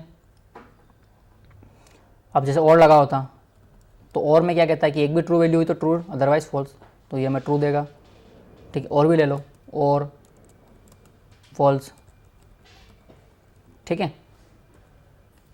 या फिर ये फॉल्स होता तो क्या होता, तीनों फॉल्स तो रिजल्ट फॉल्स, ठीक है। आप और एंड की चेनिंग भी कर सकते हैं, यहाँ और लिखा हुआ है, एंड लिखा हुआ है, ठीक है। तो ये एंड लिखा हुआ है और ये ट्रू ट्रू मान लेते हैं, चलो ये ट्रू और ये भी ट्रू, तो इसका रिजल्ट क्या आना चाहिए, फॉल्स और ट्रू, एंड ट्रू।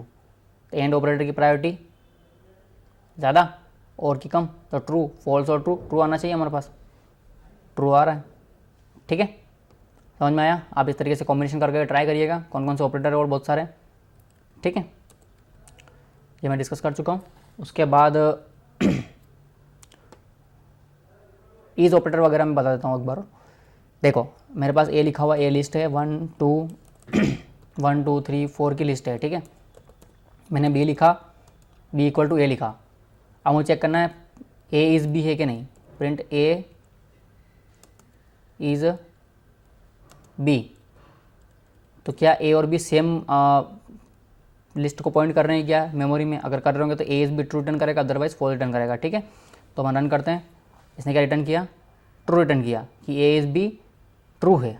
ठीक है कि दोनों सेम पॉइंट को सेम लिस्ट को पॉइंट कर रहे हैं मेमोरी में। ठीक है, अब जैसे मैंने लिख दिया, अब मैंने कुछ अपेंड किया, मान लो प्रिंट कर रहा हूँ मैं ए और बी को। ठीक है, अब मैंने ए में कोई चेंज किया तो क्या वो बी में भी चेंज होगा, या बी में कोई चेंज किया तो ए में होगा। ए डॉट अपेंड 5 कर दिया तो क्या बी में भी 5 अपेंड हो जाएगा, तो बिल्कुल होगा, सेम मेमोरी को पॉइंट कर रहे हैं, सेम लोकेशन को। तो देखिए ए में भी 1 2 3 4 5 आया, बी में भी 1 2 3 4 5 आया। ठीक है, समझ में आई। जो चेंज ए में होगा वो चेंज बी में भी होगा। अगर मैंने बी में कोई चेंज किया होता तो मान लो कि स्ट्रिंग को मैं चेंज कर रहा हूँ, मैंने कहा बी डॉट अपेंड कैरेक्टर सी अपेंड कर रहा हूँ मैं। ठीक है, स्ट्रिंग में सी अपेंड कर रहा हूँ, तो क्या लिस्ट में दोनों में सी अपेंड हो जाएगा, दोनों में सी अपेंड होगा, बी में भी अपेंड हुआ है, सी ए में भी अपेंड हुआ है। ठीक है, समझ में आई बात। तो ये दोनों किसको पॉइंट कर रहे हैं, सेम लिस्ट को पॉइंट कर रहे हैं, मेमोरी में सेम लिस्ट को पॉइंट कर रहे हैं। ठीक, अगर डिफरेंट लिस्ट को पॉइंट कर रहे होते तो नहीं हो पाता। अब जैसे कि इन ऑपरेटर किस तरीके से काम, इन तो हम देख चुके हैं फॉर लूप वगैरह में। अब मैं आपको और बता देता हूँ कि एक लिस्ट है मेरे पास, इसमें अंदर 1 2 या ABCD लिखा हुआ है, A B C, ठीक है, D लिखा हुआ है। अब मुझे चेक करना है क्या A इस लिस्ट में है, print A in A, character A, यहाँ कैरेक्टर A आया, कैरेक्टर A इन है। अगर यदि ये है तो ट्रू, नहीं है तो फॉल्स। तो ये ट्रू देता है, फॉल्स अपन देखते हैं। ये हमें क्या दे रहा है, ट्रू दे रहा है। ट्रू दे रहा है मतलब ये कैरेक्टर ए जो है, कौन सा कैरेक्टर, ये कैरेक्टर ए जो है ये इस ए लिस्ट के अंदर बिलोंग करता है। लेकिन क्या कैरेक्टर एफ बिलोंग करता है, तो एफ तो बिलोंग नहीं करता है, तो क्या ये हमें ट्रू रिटर्न करेगा, नहीं। ये क्या दे रहा है, हमें फॉल्स दे रहा है। क्यों दे रहा है, एफ जो है इस लिस्ट के अंदर बिलोंग नहीं करता है। ये लिस्ट हो, सेट पे भी काम करेगा ये। ठीक है, आप सेट पे भी लगा सकते हैं। एफ सेट के अंदर है क्या, नहीं है, तो फॉल्स रिटर्न कर देगा। क्या हमारे पास सी सेट के अंदर है, हाँ है, तो रिटर्न क्या होगा, ट्रू। ठीक है, तो आप और कॉम्बिनेशन ट्राई करिएगा, सेट के लिस्ट टपल पे चला के देखिएगा और भी बहुत सारी इटरेबल्स हैं। मैं आपको डिक्शनरी पढ़ा चुका हूँ, डिक्शनरी वगैरह पे चला कर देखिएगा। आप देखिएगा किस इटरेबल के साथ चल रहा है, किस इटरेबल के साथ नहीं चल रहा है, कॉम्बिनेशन आपको ट्राई करने हैं ना। ठीक है, उसके बाद ऑपरेटर एसोसिएटिव हम डिस्कस कर चुके हैं। टाइप कास्टिंग, देखिए टाइप कास्टिंग में क्या होता है कि हम कुछ चीज़ें पढ़ चुके हैं और मैं आपको कुछ और बता देता हूँ।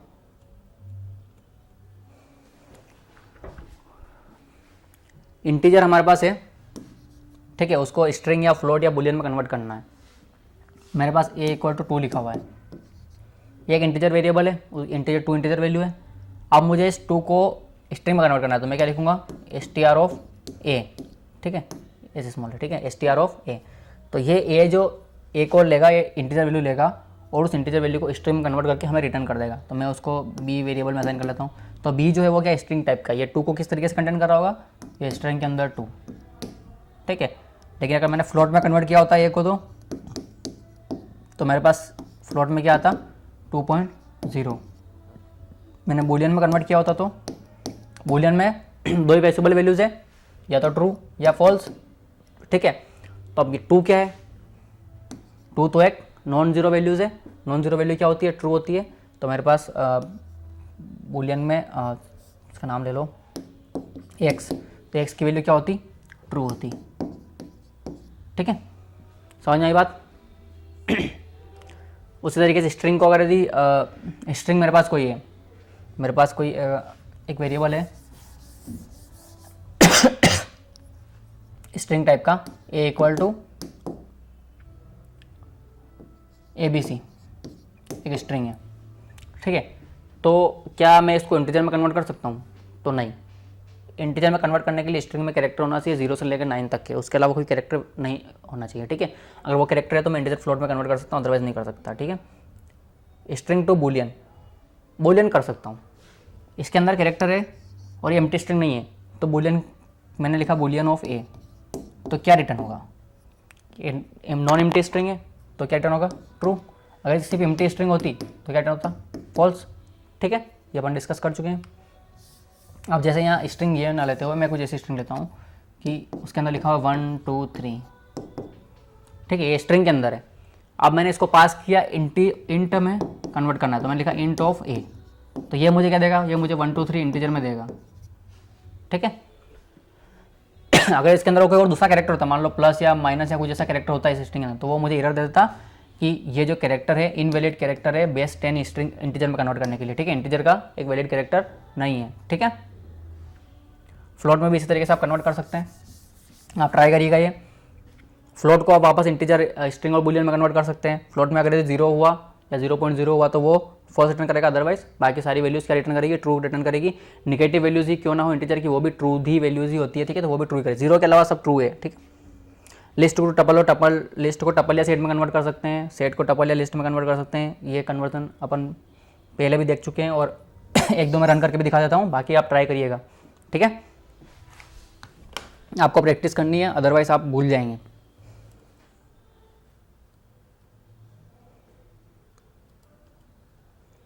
ठीक है, तो मैं आपको दिखाता हूँ कि मेरे पास एक स्ट्रिंग है ABC। ठीक है, और मैं क्या चाहता हूँ, मैं इस स्ट्रिंग को बुलियन में कन्वर्ट करना चाहता हूँ। तो मैंने बी नाम का बना, उसमें मैंने कहा बुलियन। ठीक है, उसके अंदर मैंने A पास कर दिया, तो ये नॉन एम्प्टी स्ट्रिंग है, तो क्या रिटर्न होगा, ट्रू रिटर्न होगा, अदरवाइज फॉल्स रिटर्न होगा। ठीक है, सॉरी प्रिंट भी करना है इसको, प्रिंट B। ठीक है, प्रिंट कर रहे हैं B को, तो क्या रिटर्न हुआ, ट्रू रिटर्न हुआ। क्यों हुआ, क्योंकि ABC हमारे नॉन एम्प्टी स्ट्रिंग है। लेकिन अगर एम्प्टी स्ट्रिंग होती तो हमारे पास B की वैल्यू क्या होती, फॉल्स होती। ठीक है, समझ में आया। सिंगल स्पेस होता तो क्या होता, सिंगल स्पेस भी ट्रू रिटर्न कर रहा है कि उसके अंदर एक कैरेक्टर है और वो कौन सा है, स्पेस है। सिर्फ एम्प्टी स्ट्रिंग, नो कोई भी कैरेक्टर नहीं होना चाहिए, तो ही वो फॉल्स रिटर्न करेगा, अदरवाइज सारी वैल्यूज ट्रू रिटर्न होगी। ठीक है, अब मान लो कि यहाँ फ्लोट में कुछ लिखा हुआ है, फ्लोटिंग पॉइंट है 23.7, तो ये क्या रिटर्न करेगा, ये बुलियन में ट्रू रिटर्न करेगा। लेकिन उसी जगह 0.0 लिखा होता तो वो क्या रिटर्न करता, ये सिर्फ 0.0 ही फॉल्स रिटर्न करेगा, अदरवाइज सारी वैल्यूज ट्रू रिटर्न करेगी। 0.000 कितने भी हो, उसके बाद भी अगर 1 लिखा होता ना तो भी वो क्या रिटर्न करता, ट्रू रिटर्न करेगा। ठीक है, सिर्फ 0.000 ही एक वैल्यू है जो फॉल्स रिटर्न करेगी, अदरवाइज सारी वैल्यूज ट्रू। ठीक है, जैसे स्ट्रिंग में अगर यदि कुछ लिखा हुआ है, ये इक्वल टू 156 और मैं इसको इंट में कन्वर्ट करना चाहता हूँ, तो 156 मेरे पास इंटीजर में आ जाएगा। ठीक है, 156 इंटीजर में, तो आप और कॉम्बिनेशन ट्राई करिएगा। ठीक है,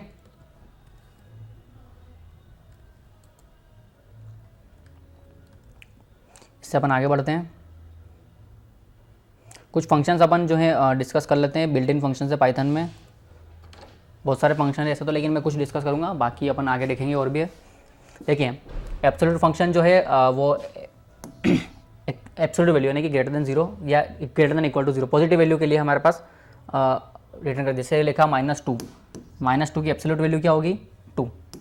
ठीक है, 2 लिखा है तो 2 की एब्सोल्यूट वैल्यू क्या होगी, 2। 4 लिखा है तो उसकी भी 4 होगी। -8 लिखा है तो उसकी क्या होगी, 8 होगी। ठीक है, तो एब्सोल्यूट वैल्यू मतलब क्या, कि पॉजिटिव वैल्यू या पॉजिटिव नंबर। ठीक है, तो जो नेगेटिव नंबर्स उनको पॉजिटिव में कन्वर्ट करके हमारे पास आ जाएगा आंसर। ठीक है, तो एब्सोल्यूट फंक्शन इस काम के लिए यूज़ होता है। ऑल फंक्शन क्या करता है कि ऑल फंक्शन में एक इटरेबल हम पास करते हैं और उस इटरेबल की अगर सारी वैल्यू, इटरेबल यानी लिस्ट टपल जो भी है, ठीक है, उस इटरेबल की अगर सारी वैल्यूज ट्रू है तो ऑल फंक्शन क्या कहता है, वो ट्रू रिटर्न करता है। सारी वैल्यूज ट्रू है कि जैसे कि ये लिस्ट है, इसके अंदर ये ट्रू है, ये भी ट्रू है, ये भी ट्रू है।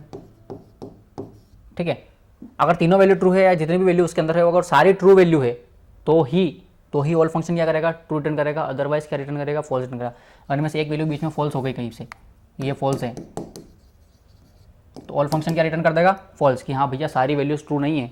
ऑल क्या कहता है, ऑल मतलब ऑल यानी सारी वैल्यूज ट्रू है तो ही ट्रू, अदरवाइज फॉल्स। ठीक है, एनी क्या कहता है कि कि अगर एक भी वैल्यू ट्रू हो गई तो ट्रू, अदरवाइज फॉल्स। एक भी वैल्यू ट्रू, शुरू की 2 वैल्यूज फॉल्स है लेकिन लास्ट वैल्यू ट्रू है तो भी ट्रू, ऑल वैल्यू ट्रू है तो भी ट्रू, एटलीस्ट 1 वैल्यू अगर ट्रू हुई तो ट्रू, अगर सारी वैल्यूज फॉल्स हुई तो ही फॉल्स रिटर्न करेगा एनी फंक्शन, अदरवाइज नहीं करेगा। ठीक है, ये भी फॉल्स होती तो एनी क्या कहता, अब मैं अगर इस पर एनी लगाता हूँ फंक्शन तो उसके अंदर पास करता हूँ तो ये मुझे फॉल्स देगा।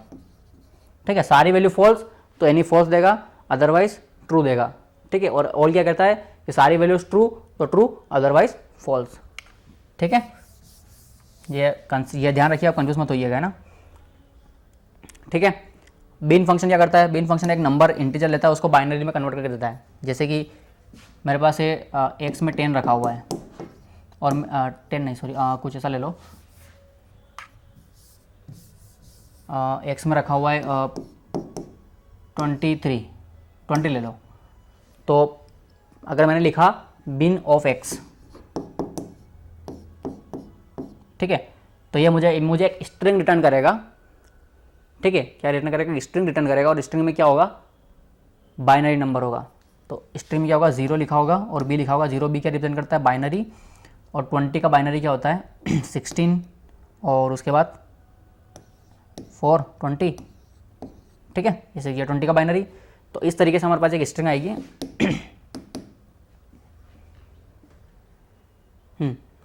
ठीक है, बाइनरी समझ में आया, बाइनरी नंबर में बाइनरी नंबर रिटर्न करके देगा, बिन फंक्शन में बाइनरी नंबर रिटर्न करके देगा। ठीक है, किसी भी इंटीजर वैल्यू का। CHR क्या करता है, कोई भी यूनिकोड वैल्यू रहता है। यूनिकोड वैल्यू कैसे कि जैसे कि कैरेक्टर ए है तो ए का क्या होता है 65 होता है। 65 को यूनिकोड आप बाइनरी में लिखिएगा और हेक्साडेसिमल में कन्वर्ट करिएगा। हेक्साडेसिमल /u से स्टार्ट होता है यूनिकोड वैल्यू। तो 65 का क्या होगा 64 32 नहीं 16 8 64 32 16 8 4 2 और 1। ठीक है, सही है, ये 0 सही है। तो आपको हेक्साडेसिमल में कन्वर्ट करेंगे तो क्या आएगा, ये 1 है और ये किसका होता है 1 2 4 41। तो आप 0 0 4 1 लिखेंगे /u। ठीक है, स्ट्रिंग में। तो ये किसकी यूनिकोड वैल्यू होती है, ये यूनिकोड वैल्यू होती है कैपिटल ए की। ठीक है, तो अगर आप यूनिकोड वैल्यू देंगे तो ये कैरेक्टर फंक्शन हमें क्या देगा, कैपिटल ए। ठीक है, समझ में आई बात। कॉम्प्लेक्स नंबर, कॉम्प्लेक्स एक क्लास है। ठीक है, कॉम्प्लेक्स क्लास एक, उसके अंदर कॉम्प्लेक्स नंबर आपने पढ़े हैं 12th में, a प्लस आयोटा बी के फॉर्म में होता है। ठीक है, तो पाइथन इस आई की जगह क्या यूज़ करता है, जे, ये मैं पहले बता चुका हूँ। तो ए जो हमारा है वो क्या है, रियल पार्ट है, और बी जो है हमारा क्या है, इमेजिनरी पार्ट है। ठीक है, ए हमारा रियल पार्ट है, बी हमारा इमेजिनरी पार्ट है। ठीक है, तो कॉम्प्लेक्स नंबर जब कॉम्प्लेक्स क्लास जो है उसके अंदर हमें 2 नंबर पास करता हूँ। कौन से 2 नंबर या फ्लोट, कुछ भी हो सकता है, इंटीजर या फ्लोट। तो मैंने लिखा कॉम्प्लेक्स, ठीक है, यहाँ लिखा 2, 3। तो ये मुझे क्या रिटर्न करके देगा, एक कॉम्प्लेक्स क्लास का ऑब्जेक्ट रिटर्न करके देगा जिसके अंदर क्या होगा 2 + 3 आयोटा 3 जे। पाइथन क्या यूज़ करता है, जे। ठीक है, तो ये एक ऑब्जेक्ट है जिसके अंदर ये होगा। ठीक है, तो कॉम्प्लेक्स नंबर होगा। अब कॉम्प्लेक्स नंबर में क्या है कि ये एक ऑब्जेक्ट है तो इसके अंदर वो भी चीज़ें, बहुत सारी फंक्शंस है और कुछ एट्रीब्यूट्स हैं।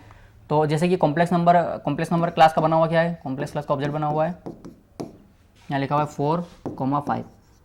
ठीक है, C = तो C में क्या है, कॉम्प्लेक्स क्लास का ऑब्जेक्ट है। तो ये पार्ट जो है, ये पार्ट जाता है रियल पार्ट में और ये पार्ट जाता है इमेजिनरी पार्ट में। ठीक है, मैंने लिखा C.real, तो मुझे क्या मिलेगा 4। ठीक है, मैंने लिखा C.image, हाँ ठीक है, C.image लिखा तो क्या मिलेगा 5 मिलेगा। ठीक है, इमेजिनरी पार्ट। अब कॉम्प्लेक्स नंबर में अगर आपने कॉन्जुगेट पढ़ा हो, कॉन्जुगेट, ठीक है, कॉन्जुगेट क्या होता है, a प्लस आयोटा b है, उसका अगर मैं कॉन्जुगेट करता हूँ तो मुझे क्या मिलेगा a माइनस आयोटा b। ठीक है, ये पढ़ा है आपने। ठीक है, तो अगर यदि मैंने लिखा C.conjugate, C.conjugate, ठीक है, C.conjugate अगर मैंने कॉल किया तो क्या होगा, मुझे एक नया कॉम्प्लेक्स क्लास का ऑब्जेक्ट मिलेगा जिसके अंदर क्या लिखा होता, क्या होगा 4 - 5j। ठीक है, और इस कॉम्प्लेक्स नंबर में कोई चेंज नहीं होगा, वो 4 + j है तो 4 + j ही रहेगा। ठीक है, नया कॉम्प्लेक्स नंबर का ऑब्जेक्ट मिलेगा, रिटर्न होगा जिसके अंदर 4 - j आयोटा होगा। ठीक है, अगर अब इस नंबर को अगर मैं x नाम के वेरिएबल में लेता हूँ ठीक है। तो x इक्वल टू ये हो गया, और मैं लिखता हूँ x डॉट रियल, तो मुझे क्या मिलेगा 4, और मैं लिखा x डॉट इमेज, तो मुझे क्या मिलेगा -5। ठीक है, समझ में आई बात कॉम्प्लेक्स नंबर की। कॉम्प्लेक्स नंबर का आप एडिशन कर सकते हैं, दो कॉम्प्लेक्स नंबर को मल्टीप्लाई कर सकते हैं, डिवाइड कर सकते हैं। ठीक है, तो जैसे मैंने लिखा, मेरे पास है 2 + 3 आयोटा, ठीक है, और यहाँ लिखा हुआ है 4 + 2 आयोटा, 2 जे आयोटा मतलब जे, ठीक है, यहाँ जे कंसिडर करिएगा।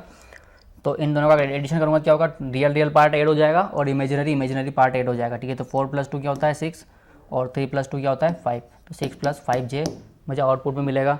ठीक है, माइनस करूँगा तो माइनस हो जाएगा। ठीक है, और मल्टीप्लाई कर सकते हैं आप दो कॉम्प्लेक्स नंबर का। आपने a + b का होल स्क्वायर अगर जिस तरीके से ओपन करते हैं उस तरीके से 2 + 3 आयोटा, ठीक है, और 2 + 4 आयोटा, इन दोनों का अगर मुझे मल्टीप्लाई करना है तो कैसे करूँगा, पहले इस 2 का 2 से करता हूँ मैं, तो कितना आएगा 4, फिर इस 2 का इससे करता हूँ तो कितना आएगा 8 आयोटा, ठीक है, फिर इस 3 का इससे करता हूँ तो क्या आएगा 6 आयोटा, फिर इस 3 का मैं इससे करता हूँ तो क्या आएगा 4 × 12 आयोटा स्क्वायर। ठीक है, बस समझ में आई। तो 4 प्लस सेम वैल्यूज, ये इन दोनों के साथ क्या है आयोटा आयोटा, तो दोनों एडिशन हो जाएगा, 8 और 6 कितना होता है 14 आयोटा, प्लस अब यहाँ क्या है आयोटा स्क्वायर, और आयोटा स्क्वायर की वैल्यू क्या होती है -1। ठीक है, आयोटा की वैल्यू होती है √-1, और आयोटा स्क्वायर की वैल्यू क्या हो जाएगी -1। ठीक है, आयोटा स्क्वायर की वैल्यू क्या हो जाएगी -1, तो ये क्या हो जाएगा, ये हो जाएगा हमारा -12। तो ये कितना होगा -12 और 4 कितना होता है -8 + 14 आयोटा। ठीक है, तो इस तरीके से मल्टीप्लिकेशन होगा। तो आप अगर कॉम्प्लेक्स नंबर की दो क्लास है और उनके बीच में स्टार लगाएंगे, इस तरीके से सी में लिखा हुआ है एक कॉम्प्लेक्स क्लास है, क्या होगी 2 और 3, 2,3, ठीक है, और एक डी नाम का कॉम्प्लेक्स नंबर है जिसके अंदर कॉम्प्लेक्स लिखा हुआ है, और यहाँ क्या है 2,4, और आप लिखेंगे C*D, और इसको मैं नए वेरिएबल में असाइन किया ई में, तो मुझे आउटपुट में क्या मिलेगा, ई की वैल्यू क्या हो जाएगी अब -8 और 14 आयोटा। तो मैं अगर E dot real part print करता हूँ तो मुझे क्या मिलेगा -8, और E dot imaginary part print करता हूँ तो मुझे क्या मिलेगा 14। ठीक है, समझ में आई बात कॉम्प्लेक्स नंबर की। आप डिवीज़न भी कर सकते हैं, कॉम्प्लेक्स नंबर का डिवीज़न भी बताता हूँ किस तरीके से होता है। कॉम्प्लेक्स नंबर का अगर आपको डिवीज़न करना है तो आप रेशनलाइजेशन कर दीजिए। किस तरीके से कि यहाँ लिखा हुआ a + आयोटा b एक नंबर है, और दूसरा नंबर है c + आयोटा d। ठीक है, आपको डिवाइड करना है a + आयोटा b से c + आयोटा d को। ठीक है, सॉरी, a + आयोटा b को c + आयोटा d से डिवाइड करना है। ठीक है, तो आपको क्या करना है, आपको डिनोमिनेटर का रेशनलाइजेशन कर देना है। ठीक है, z एक नया नंबर है जो रेशनल नंबर है। ठीक है, तो मैं क्या लिखूँगा c - आयोटा d से रिप्लेस करना है मुझे रेशनलाइजेशन।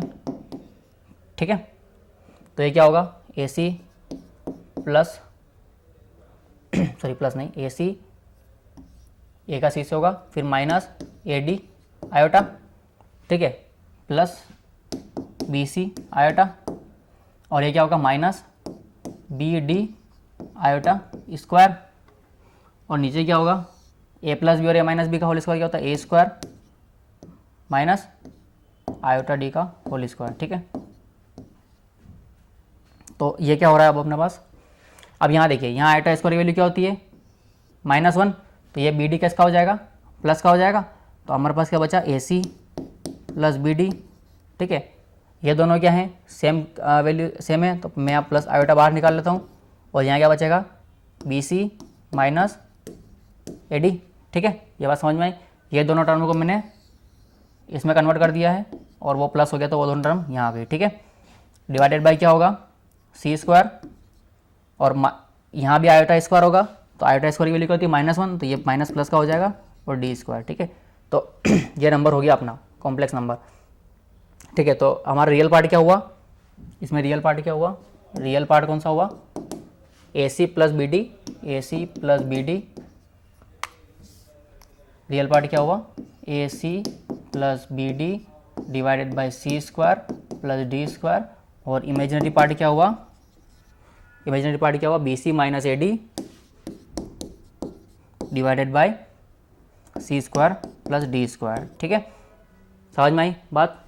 ठीक है, तो मान लो कोई दो नंबर है, दो नंबर ले लेते हैं अपन, 2 + 3 आयोटा और 2 + आयोटा 1 ही मान लो, ठीक है।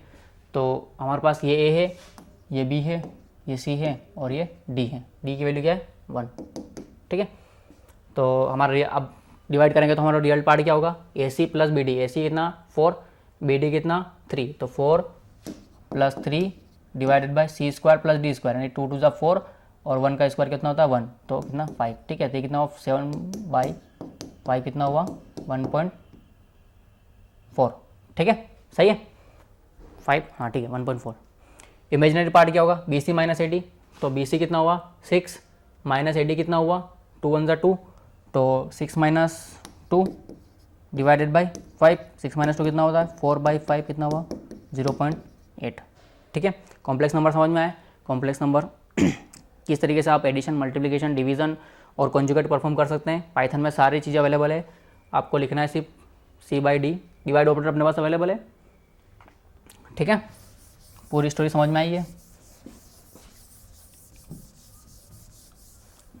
उसके बाद हमारे पास जो फंक्शन है वो इवेल फंक्शन है, ठीक है। इवेल फंक्शन क्या करता है कि स्ट्रिंग को, कोई एक स्ट्रिंग लेता है जिसके अंदर पाइथन की एक वैलिड एक्सप्रेशन लिखी हो। वैलिड एक्सप्रेशन कैसे कि स्ट्रिंग के अंदर लिखा हुआ है 2 + 3 × 4 या -5 कुछ ऐसा लिखा हुआ है। कोई भी वैलिड एक्सप्रेशन हो पाइथन की, वो अगर आपने लिखी हुई है, वेरिएबल्स भी हो सकते हैं इसके अंदर, पर वो वेरिएबल्स क्या होना चाहिए, पहले डिफाइंड होना चाहिए या फिर आपने इनमें कहीं पास किए हों, ठीक है। ये लोकल्स एंड ग्लोबल्स जो है आपने इनमें वेरिएबल्स पास किए हों तो ठीक है, अदरवाइज़ वो पहले से डिफाइंड होना चाहिए, नहीं तो आप इनमें पास करेंगे। दो ऑब्जेक्ट जो ये ऑप्शनल आर्ग्यूमेंट्स हैं, ठीक है। जैसे लिखा हुआ है x + कोई 5 रिटर्न कर रहा है, ये एक्सप्रेशन है मेरी, ये स्ट्रिंग के अंदर वैलिड एक्सप्रेशन है, ठीक है। लेकिन उसके लिए क्या होना चाहिए, पहले x = 5 डिफाइंड होना, x = कुछ वैल्यू डिफाइन होना चाहिए, x = 1 मान लीजिए डिफाइन होना चाहिए। तो मैं क्या करूँगा, मैं एक्सप्रेशन जो है ये यहाँ पास करूँगा, कुछ वैल्यू अगर यदि डिफाइंड नहीं है तो मैं उनको यहाँ पास करूँगा, जो भी उसके अंदर ज़रूरत पड़ रही है। जैसे मान लो इसके अंदर मैंने कुछ फंक्शन को कॉल किया हुआ है, मैंने लिख दिया फन और उसको कॉल कर दिया स्ट्रिंग के अंदर, ठीक है, और ये मैं एक्सप्रेशन में पास कर रहा हूँ। तो मुझे क्या करना पड़ेगा, मुझे उस फंड की डेफिनेशन इनको देनी पड़ेगी। तो मैं कहाँ से दूंगा, या तो मैं ग्लोबल में पास करूँ या लोकल में पास करूँ, तो मुझे ये एक्सप्रेशन पास करनी पड़ेगी, ठीक है। तो अगर इनमें पास कराया मैंने फंड की डेफिनेशन, तो वो उस फंड को उठाएगा और कॉल कर देगा, ठीक है। तो इवेल फंक्शन क्या करता है, पाइथन की कोई भी वैलिड एक्सप्रेशन लेता है, उसको इवेल्यूएट करता है और फाइनल रिजल्ट हमको दे देता है। जैसे मैंने ये एक्सप्रेशन पास करी होती तो मुझे क्या रिजल्ट मिलता, सबसे पहले तो ये इवेल्यूएट होगा प्रायोरिटी के हिसाब से, ठीक है। तो 3/4 का कितना होता है 12, फिर ये एसोसिएटिविटी यहाँ अप्लाई होगी, प्लस और माइनस की सेम प्रायोरिटी है, तो 12 + 2 कितना होता है 14 में से 5 गया तो कितना मिलेगा 9, तो इसका आंसर मुझे क्या मिलेगा 9 मिलेगा, ठीक है। लेकिन अगर मुझे किसी फंक्शन को कॉल करना है तो मैं क्या लिखूँगा, तो मैंने मान लो कि एक फंक्शन बनाया है, ठीक है। अभी पाइथन में मैंने फंक्शन पढ़ाया नहीं है, लेकिन मान लीजिए कि कोई फंक्शन है f जो प्रिंट कर रहा है, क्या प्रिंट कर रहा है हेलो, ठीक है। ये फंक्शन हेलो प्रिंट कर रहा है, ठीक है। सिंटेक्स पे मत जाइएगा, अभी मैं फंक्शन जब पढ़ाऊंगा तो सिंटेक्स दिखाऊंगा। ये फंक्शन है कहीं कहीं बना हुआ है पाइथन के प्रोग्राम में जो हेलो प्रिंट कर रहा है। मैंने लिखा इवेल और यहाँ पास कर दिया स्ट्रिंग के अंदर f और उसको कॉल कर दिया, ठीक है। यह फंक्शन अगर बना हुआ है पहले से तो मुझे कहीं पास करने की जरूरत नहीं है, ठीक है। ये स्ट्रिंग को मैंने कॉल किया, तो ये क्या करेगा, इस फंक्शन को कॉल कर देगा और हेलो, तो मुझे आउटपुट में क्या मिलेगा हेलो। और इस फंक्शन ने कोई वैल्यू रिटर्न नहीं करी है तो ये भी इवेल फंक्शन कोई रिटर्न नहीं करेगा, ये रिटर्न में क्या आएगा, इसका नन आएगा। अगर मैं किसी वेरिएबल में ए में असाइन करता हूँ तो ए में क्या हो जाएगा नन, ठीक है। अभी हम इन सबको रन करके देखेंगे तो आपको और क्लियरिटी हो जाएगी, ठीक है। ये बात समझ में आई आपको। तो इन फंक्शन को अपन रन करके देख लेते हैं, ठीक है। तो आपको और ज़्यादा अच्छे समझ में आ जाएगा।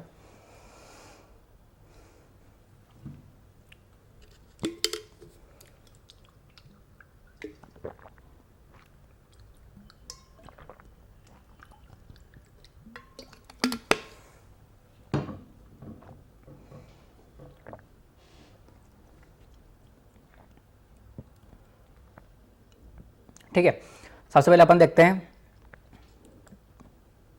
Absolute function. तो मेरे पास मान लो वेरिएबल ए है, उसके अंदर लिखा हुआ -4, मैंने प्रिंट किया, क्या प्रिंट किया एब्सोल्यूट ऑफ ए, तो क्या आना चाहिए, 4 आना चाहिए।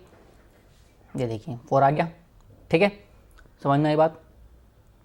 अब देखिए मेरे पास क्या है, एक लिस्ट है, उसके अंदर सारी वैल्यूज़ ट्रू है, ट्रू ट्रू ट्रू, ठीक है।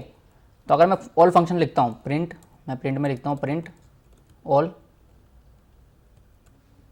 और उसमें ए पास किया, ठीक है, लिस्ट पास करी है ना, तो सारी वैल्यूज़ ट्रू है, तो मुझे ऑल फंक्शन क्या रिटर्न करना चाहिए, ट्रू रिटर्न करना चाहिए ऑल फंक्शन, ठीक है। तो ऑल फंक्शन हमें क्या रिटर्न कर रहा है, ट्रू, ठीक है। लेकिन अगर एक भी वैल्यू फॉल्स हो गई तो फॉल्स देना चाहिए। देखते हैं क्या देता है, ये देखिए फॉल्स, ठीक है, जो एक्सपेक्टेड हमारा आंसर था वही आ रहा है। एनी फंक्शन क्या कहता है कि अगर एटलीस्ट 1 वैल्यू ट्रू हो गई तो अभी मैं ट्रू रिटर्न कर दूंगा। तो हमारे पास 2 वैल्यू ट्रू है, एटलीस्ट 1 कहा है तो हमारे पास 2 वैल्यू ट्रू है, तो एनी फंक्शन क्या रिटर्न करेगा, ट्रू रिटर्न करेगा, ठीक है। ये देखिए ट्रू रिटर्न कर रहा है।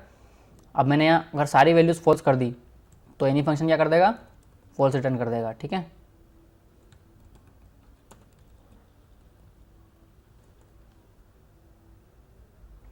ठीक है, समझ में आई बात।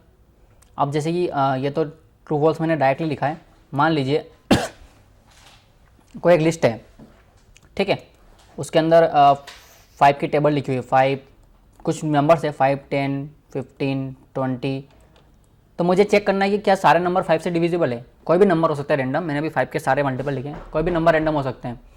तो क्या सारी वैल्यूज़ 5 से डिविजिबल है, अगर 5 से डिविजिबल है सारी वैल्यूज़ तो मैं कैसे चेक कर सकता हूँ, मैं ऑल फंक्शन के थ्रू चेक कर सकता हूँ। तो मैं नई लिस्ट बनाता हूँ एक एल, ठीक है, और अभी एम्प्टी लिस्ट बनाता हूँ। अब मैं एक लूप चलाता हूँ, क्या करता हूँ, अब मैं एक लूप चलाता हूँ और मैं चेक करता जाऊँगा क्या हर वैल्यू 5 से डिविजिबल है। अगर है तो मैं उस लिस्ट में ट्रू अपेंड कर दूँगा, अदरवाइज मैं उसमें क्या रिटर्न कर दूँगा, फॉल्स रिटर्न कर दूँगा, ठीक है। तो मैंने क्या करा, एक फॉर लूप लगाया फॉर वैल्यू इन ए, ठीक है, सही है। तो मेरे पास पहले क्या आएगा, वेल में सबसे पहले 5 आएगा, फिर 10 आएगा, फिर 15 आएगा, फिर 20 आएगा, ठीक है। ये हम देख चुके हैं पहले फॉर लूप जब पढ़ाया था। सबसे पहले क्या आया, 5 आया, मैंने चेक किया इफ़ 5 mod 5 इक्वल टू 0 है तो क्या करो, एल डॉट अपेंड कर दो true, else L dot append कर दो फॉल्स, ठीक है। बात समझ में आई क्या हो रहा है यहाँ पे, कि यहाँ 5 लिखना है, वेल लिखना है, ठीक है। जो भी वैल्यू 5 से डिविजिबल होगी उसका मतलब क्या हुआ कि उसका रिमाइंडर 5 से 0 आएगा, ठीक है। ये बात समझ में आई, कोई भी वैल्यू 5 से डिविजिबल हुआ इसका मतलब क्या हुआ कि उसका रिमाइंडर 5 से 0 आएगा। अगर रिमाइंडर 0 आएगा तो मैं ट्रू अपेंड कर दूंगा इस लिस्ट में, ठीक है। और अगर यदि फॉल्स आया तो, अगर वो 5 से डिविजिबल नहीं हुआ, रिमाइंडर 1 2 3 कुछ भी आया तो मैं क्या करूँगा, फॉल्स अपेंड कर दूंगा। तो अगर यदि सारी वैल्यूज ट्रू हुई तो क्या होगा, ट्रू, और सारी वैल्यूज फॉल्स हुई तो फॉल्स, ठीक है। इसको करने के और भी तरीके हैं, लेकिन अभी जो मैं ऑल फंक्शन बता रहा हूँ इसलिए, ठीक है। इस सारी वैल्यूज 5 से डिविजिबल है या नहीं चेक करने के लिए बहुत सारे तरीके हैं, लेकिन जो एक तरीका है वो वन ऑफ द सॉल्यूशन है ये भी, ठीक है। तो मुझे क्या ऑल फंक्शन से चेक करना है, ठीक है। तो अपन देखते हैं कि अगर यदि सारी वैल्यूज 5 से डिविजिबल होगी तो क्या होगा, एल में क्या अपेंड हुआ होगा, सारी ट्रू वैल्यूज अपेंड हुई होगी, और मैं क्या कर दूंगा, प्रिंट कर दूंगा, क्या प्रिंट कर दूंगा, ऑल ऑफ एल, ठीक है। समझ में आई बात। ऑल फंक्शन अगर एल पास किया, सारी वैल्यू ट्रू, तो ऑल क्या रिटर्न करेगा, ट्रू, और अगर एक भी वैल्यू वो नहीं हुई तो, ठीक है। तो यहाँ क्या आया हमारे पास, ट्रू आया, ठीक है। समझ में आई बात। तो इसका मतलब क्या हुआ, सारी वैल्यूज ट्रू थी। अब मैंने मान लो यहाँ पे मैंने 23 अपेंड कर दिया, तो क्या हुआ होगा, 23 5 से डिविजिबल नहीं है, तो ये हमें फॉल्स रिटर्न कर देगा कि भैया सारी वैल्यूज़ ट्रू नहीं, सारी वैल्यूज़ 5 से डिविजिबल नहीं है, कोई भी तुम्हारे पास एक आध वैल्यू ऐसी है, एक या एक से ज़्यादा जो 5 से डिविजिबल नहीं है, जो हमें फॉल्स रिटर्न कर दिया। अब मैं प्रिंट करूँ एल को तो आपको पता चल जाएगा, ठीक है। मैं प्रिंट करता हूँ एल को, तो कौन सी वैल्यू वो कौन सी वैल्यू 5 से डिविजिबल नहीं है उस जगह फॉल्स लिखा होगा, ठीक है। लास्ट वाली वैल्यू जो है वो 5 से डिविजिबल नहीं है, ठीक है। ये पूरा प्रोग्राम आपको समझ में आया, आप खुद से एक बार और ट्राई करिएगा, ठीक है। तो ऑल फंक्शन समझ में आया। इस तरीके से आप एनी फंक्शन भी यूज़ कर सकते हैं। आप एनी फंक्शन आप खुद बना के ट्राई करिएगा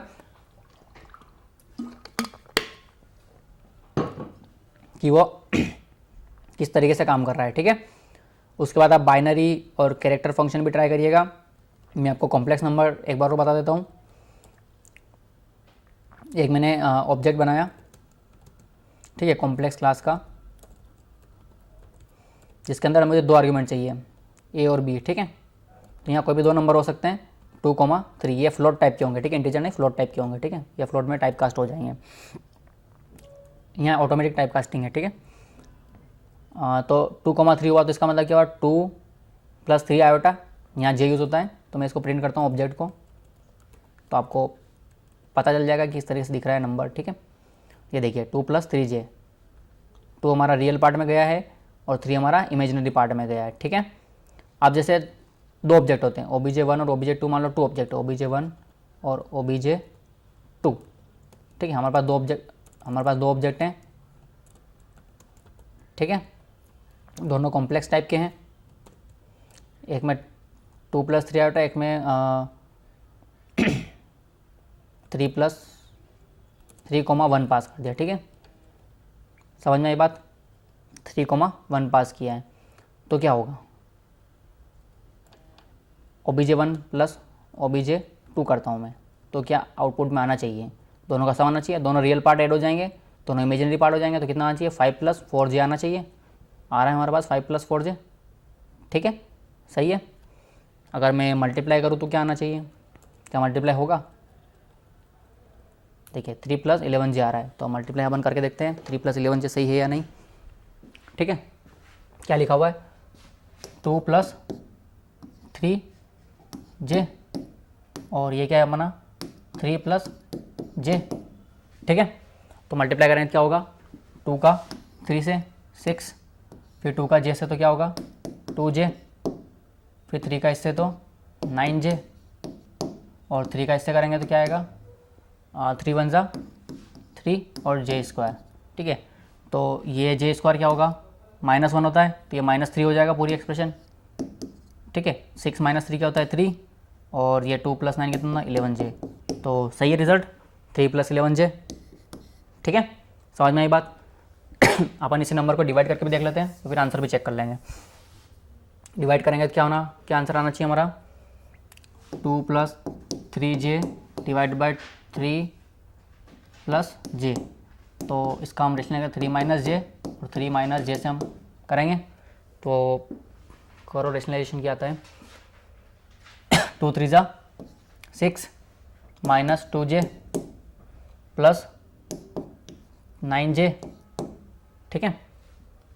2 का 3 से किया तो 6, 2 का -j से किया तो -2j, 3 का 3 से किया तो 9j, और 3 का -j से किया तो -3j², ठीक है। डिवाइडेड बाय 3² कितना होता है 9, और a² - b² तो j², ठीक है। तो ये कितना हो जाएगा, j² की वैल्यू थी -1, तो ये हो जाएगा +3 और 6 कितना होता है 9, ठीक है। 9 और ये कितना हो जाएगा 9j - 2j 7j, divided by ये कितना होगा, j² की वैल्यू थी -1, -+ 1 तो 9 और 1 10, तो ये हमारा आंसर आएगा 9/10 + 7/10 j, तो कितना आएगा 0.9 + 0.7 j, ये हमारा आंसर आना चाहिए, ठीक है। ये हमारा एक्सपेक्टेड आंसर है, हमने कैलकुलेट किया है। तो अपन देखते हैं 0.9 + 0.7 j आ रहा है कि नहीं आ रहा है डिवाइड करके, ठीक है। ऑब्जेक्ट 1 डिवाइडेड बाय ऑब्जेक्ट 2, ठीक है। तो ये 0.8999 मतलब 0.9 ही हो गया, ठीक है। ये फ्लोटिंग पॉइंट है तो थोड़ा बहुत एरर वैल्यू रहती है, तो 0.9899 क्या होता है 0.9, राउंड फिगर करेंगे तो + 0.7 j हमारे पास आंसर में आ रहा है, ठीक है। तो डिवीज़न आपको समझ में आया, एग्जैक्ट आंसर आ रहा है, ठीक है। उसके बाद इवेल फंक्शन भी देख लेते हैं। इवेल फंक्शन क्या करता है, मेरे पास एक एक्सप्रेशन है मान लो 2 + 3 × 4, तो इसका आंसर क्या आना चाहिए, सबसे पहले होगा 3 × 4 कितना होता है 12, 12 + 2 कितना होता है 14, तो आंसर में क्या आएगा 14 आना चाहिए। मैं रिजल्ट नाम का एक वेरिएबल बना लेता हूँ, result equal to eval of expression, ठीक है। सही है। सबसे पहले ये एक्सप्रेशन है, इसको मैं इसने इवेल फंक्शन में पास किया है तो मुझे रिजल्ट मिलेगा। तो रिजल्ट जो भी आएगा वो हम देखते हैं। तो कितना आना चाहिए, हमारा एक्सपेक्टेड आंसर क्या है, 4 3 12 + 2 14। तो 14 हमारा आंसर में आना चाहिए। तो हमारे पास आंसर में आ रहा है 14। ठीक है। अब मान लो मैंने ये तो मैंने डायरेक्ट वैल्यूज़ पास करी है। मान लो मैंने लिखा हुआ x + x × x + 1, कुछ इस तरीके से एक्सप्रेशन है, और मैंने x को पहले डिफाइन कर दिया। मुझे x को डिफाइन करना पड़ेगा इवेल फंक्शन से पहले। मैंने x में लिखा 5, तो आंसर में क्या आना चाहिए, x की वैल्यू 5 है, 5 × 5 + 1 यानी 6, 5 × 6 कितना आना चाहिए 30। तो हमारा आंसर कितना आना चाहिए 30। तो हम देखते हैं 30 आ रहा है या नहीं आ रहा है। देखिए ये क्या आया 30। ठीक है, समझ में आया इवेल फंक्शन भी। तो आप और भी फंक्शन ट्राई करिएगा इवेल फंक्शन में, और भी एक्सप्रेशन लिख कर ट्राई करिएगा। ठीक है, उसके अलावा हमारे पास कुछ और फंक्शन भी हम डिस्कस कर लेते हैं। देखिए इन्यूमरेट फंक्शन क्या करता है, कोई भी इटरेबल लेता है और उसके साथ में एक काउंटर असाइन कर देता है। ठीक है, जैसे इटरेबल क्या लिखा हुआ है, मान लो एक लिस्ट है, इसके अंदर लिखा हुआ A B C D। ठीक है, ये एक लिस्ट है और ये स्टार्ट आर्ग्यूमेंट है। स्टार्ट बाय डिफ़ॉल्ट 0 होता है, आप कुछ भी पास कर सकते हैं। ठीक है, अगर आपने पास नहीं किया है तो बाय डिफ़ॉल्ट 0, अगर आपने पास किया तो काउंटिंग वहाँ चालू होगी। तो इटरेबल का पहला एलिमेंट्स होगा ना, उसके साथ ये 0, दूसरे एलिमेंट को 1 असाइन कर देगा, तीसरे को 2, ठीक है 3 है। अगर मैंने यहाँ से स्टार्टिंग करी होती 5 से, तो ये किससे असाइन करता, ये 5, ये 6, ये 7, ये 8 ऐसे चलता है। ठीक है, काउंटिंग। तो इन्वर्ट फंक्शन क्या करता है हर एलिमेंट के साथ एक एक काउंटिंग अपेंड वो करता जाता है, ऐड करता है, उनकी टपल रिटर्न कर देता है। ठीक है, समझ में आई बात। मैक्स फंक्शन क्या करता है, मैक्स फंक्शन या तो एक इटरेबल लेता है या फिर मल्टीपल आर्ग्यूमेंट्स लेता है और उन सभी में से मैक्सिमम वैल्यू रिटर्न कर देता है। मिनिमम फंक्शन क्या करता है सॉरी यहाँ मिनिमम लिखना था, यहाँ मिनिमम है, यहाँ मिनिमम आएगा। ठीक है, मिनिमम फंक्शन क्या करता है मल्टीपल वैल्यूज देता है, उनमें से मिनिमम वैल्यू को रिटर्न कर देता है। ठीक है, ऑक्ट फंक्शन क्या करता है, जिस तरीके से अपन ने बिन फंक्शन देखा था, बिन फंक्शन क्या करता है बाइनरी रिटर्न करता है, उसी प्रकार से ऑक्ट फंक्शन क्या करता है ऑक्टल वैल्यू रिटर्न करता है। ऑक्टल वैल्यू मतलब बेस 8 में वैल्यूज। ठीक है, आपने अगर यदि नंबर कन्वर्जन पढ़े तो वहाँ पे ध्यान रखिएगा। ठीक है, ऑक्टल में कन्वर्जन करना वहाँ सिखाया जाएगा आपको। तो ऑक्टल फंक्शन क्या करता है कि कोई भी डेसिमल नंबर है तो उसको ऑक्टल में कन्वर्ट कर देता है। ठीक है, डेसिमल हो या बाइनरी भी हम कह सकते हैं, बाइनरी नंबर है तो उसको भी ऑक्टल में कन्वर्ट कर सकता है। ठीक है, आपको उसके लिए एक नेक्स्ट आर्ग्यूमेंट पास करना पड़ेगा। ठीक है, देखिए ऑक्टल फंक्शन क्या करता है कि ये ऑक्टल फंक्शन है, इसके अंदर कोई भी एक वेरिएबल वैल्यू पास होगी, उसके अंदर अगर मैंने 2 लिखा तो इसका मतलब ये 2 क्या कह रहा है कि ये जो हमने पास करा है ना, ये बाइनरी नंबर है, इसके अंदर 1010 होगा। ठीक है, बाय डिफॉल्ट यहाँ 10 होता है डेसिमल। अगर मैंने 10 पास किया तो मतलब ये डेसिमल वैल्यू होगी। और यदि मैंने यहाँ 8 पास किया मतलब ये खुद ऑक्टल वैल्यू है। मैंने यहाँ 16 पास किया मतलब यहाँ क्या, ये इसके अंदर हेक्साडेसिमल वैल्यू है, उसको ऑक्टल में कन्वर्ट करो। ठीक है, समझ में आई बात। ऑक्टल A B लिखा हुआ है तो मैं यहाँ क्या लिखूँगा 16 लिखूँगा। क्या कहूँगा कि भैया ये 16 लिखा मतलब ये जो नंबर हमने दिया है ना, ये है ये एक हेक्साडेसिमल नंबर है, ये स्ट्रिंग पास नहीं होगा सॉरी। ठीक है, हेक्साडेसिमल नंबर है, उसको क्या करो ऑक्टल में कन्वर्ट करो। ठीक है, समझ में आई बात। पावर फंक्शन क्या करता है, पावर फंक्शन में 3 आर्ग्यूमेंट पास होते हैं, पहला तो बेस, दूसरा उसकी पावर और तीसरा मॉड वैल्यू। ठीक है, तो आप चाहे तो इस वैल्यू को ओमिट कर सकते हैं, ज़रूरी नहीं है। ये क्या कैलकुलेट करेगा x⁴y mod m। ठीक है, m नहीं है तो ये ऑपरेशन परफॉर्म नहीं होगा। ठीक है, सिर्फ x⁴y कैलकुलेट हो जाएगा। तो जैसे मैंने लिखा 2 और 2,3 लिखा है तो पावर फंक्शन क्या रिटर्न करेगा मुझे 2⁴ कितना होता है 8। ठीक है, मैंने तीसरा आर्ग्यूमेंट पास किया होता, क्या पास किया होता 2 3 और 2 3 और कुछ और ले लो 5 ले लो। ठीक है, तो 2⁴ कितना होता है 8 mod 5 क्या होता है 8 mod 5 होता है 3। तो आंसर मुझे क्या मिलता 3 मिलता। ठीक है, पहले पावर कैलकुलेट करेगा, फिर रिमाइंडर कैलकुलेट करेगा, फिर हमें आंसर मिलेगा। ठीक है, ऑर्डर फंक्शन आपने CHR फंक्शन पढ़ा था। CHR फंक्शन क्या करता है, एक यूनिकोड वैल्यू लेता है और उसको क्या करता है कैरेक्टर में कन्वर्ट। उसका रिवर्स ऑर्डर फंक्शन क्या करता है, एक कैरेक्टर लेता है और उसकी यूनिकोड वैल्यू रिटर्न करके देता है। ठीक है, यूनिकोड वैल्यू वो इंटीजर में रिटर्न करके देता है। ठीक है, उसके बाद एक राउंड फंक्शन होता है। राउंड फंक्शन क्या करता है, जैसे मेरे फ्लोटिंग पॉइंट नंबर है कोई भी, मेरे पास लिखा हो 2.7345, ठीक है। उसके बाद मैंने लिखा अब कितने डिजिट तक राउंड करना है ये हम बताते हैं। नंबर तो दे दिया हमने, लेकिन कितने डिजिट तक, डेसिमल या कितने डिजिट बाद।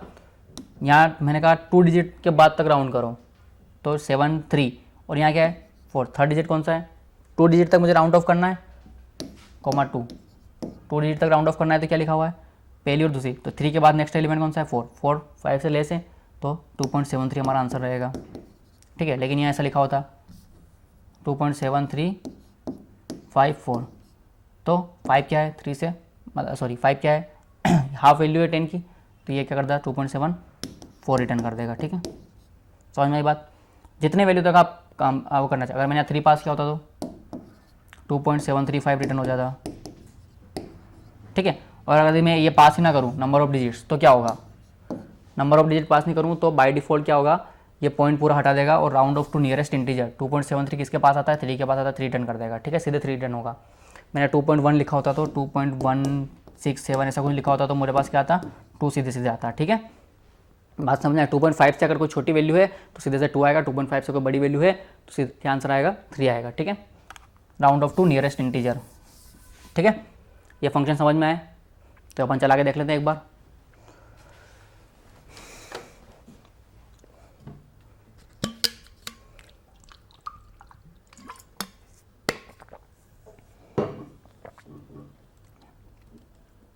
सबसे पहले अपन इन्यूमरेट फंक्शन चला लेते हैं कि इन्यूमरेट फंक्शन हमें क्या आउटपुट में दे रहा है। देखो मैंने एक लिस्ट बनाई एल, इसके अंदर लिखा हुआ ए बी सी, ठीक है, 3 ही बनाते हैं। मैंने क्या लिखा एन्यूमरेट लिस्ट दी, ठीक है, और मैंने कोई स्टार्ट आर्ग्यूमेंट पास नहीं किया, और ये जो रिटर्न करेगा मैं वो एक एक्स नाम के वेरिएबल में ले रहा हूँ, मैं प्रिंट करता हूँ एक्स को, ठीक है। तो हमें आउटपुट में क्या मिलता है देखते हैं। देखो हमें मिला एन्यूमरेट क्लास का एक ऑब्जेक्ट मिला, तो हम इसे लिस्ट में कन्वर्ट कर लेते हैं, टाइप कास्ट कर लेते हैं लिस्ट में, ठीक है। ये लिस्ट में टाइप कास्ट किया, समझ में आई बात। तो हमारा एक्स क्या लिस्ट टाइप का है, तो ये देखिए क्या मिला हमें हमारा जो ए था उसका बाय डिफॉल्ट इंडेक्स क्या मिला, 0 काउंटर मिला, उसके साथ इसको 1 मिला, इसको 2 मिला, तो 0 और 1 की एक टपल बनाई और उसने ऐड कर दी, 1 और बी की मिलाई, 2 और सी की मिलाई, ठीक है, तो टपल बनाई और हमने लिस्ट में कन्वर्ट कर दिया, ठीक है, इन्वर्टेशन ऑब्जेक्ट को। बात समझ में आई, ठीक है। अगर मैं स्टार्ट आर्ग्यूमेंट को पास कर देता हूँ उसके अंदर, मान लो कि मुझे काउंटिंग चलानी है 10 से, तो मैंने क्या पास किया 10 पास कर दिया, तो अब मेरे पास क्या आउटपुट आना चाहिए 10 11 12 ABC के साथ कंबाइन हो जाएगा, ठीक है। समझ में आई बात।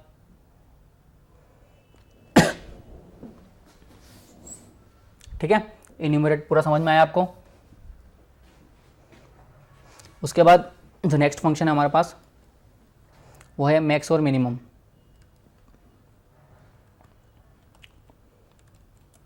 ठीक है। तो प्रिंट कर लेते हैं मैक्स, ठीक है, 1 2 3 4, ठीक है, 1 2 3 4 4 4 5, ठीक है। इन सब मैक्सिमम कौन होगा 5, तो 5 आंसर में आना चाहिए, ये 5 आ रहा है, ठीक है। उसी तरीके से मिनिमम हुआ तो मिनिमम क्या है 1 आना चाहिए, 1 आ रहा है, ठीक है। उसके बाद कौन सा ऑक्टल फंक्शन आप ट्राई करिएगा, ऑक्टल नंबर निकाल के पावर फंक्शन में बताता हूँ एक बार और आपको।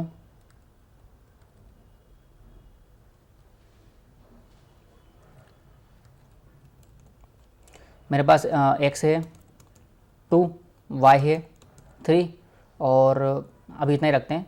मैंने कहा पावर कैलकुलेट करो x to the power y, ठीक है, मतलब 2 टू दी पावर 3, और उसे मुझे रिजल्ट में दे दो, ठीक है। और मैं प्रिंट कर रहा हूँ किसको, रिजल्ट को, ठीक है। तो क्या आंसर आना चाहिए 2 टू दी पावर 3 कितना होता है 8, तो मेरे पास 8 में आंसर आ रहा है, ठीक है। अब मॉडुलस निकालना है तो मैं मॉडुलस वैल्यू भी दे सकता हूँ। मैंने मॉडुलस वैल्यू दी, क्या दी मैंने 5 दिया कि 5 से मोड कर दो जो भी रिजल्ट आए पावर का, 5 से मॉडुलस करेंगे तो हमें पास क्या मिलेगा, रिमाइंडर मिलेगा। तो 8 mod 5 क्या होता है 3, तो हमें आंसर में 3 मिल रहा है, ठीक है। उसके बाद राउंड फंक्शन आप ट्राई करिएगा, ऑर्डर फंक्शन आप ट्राई करिएगा, सिंपल से फंक्शन है, ठीक है।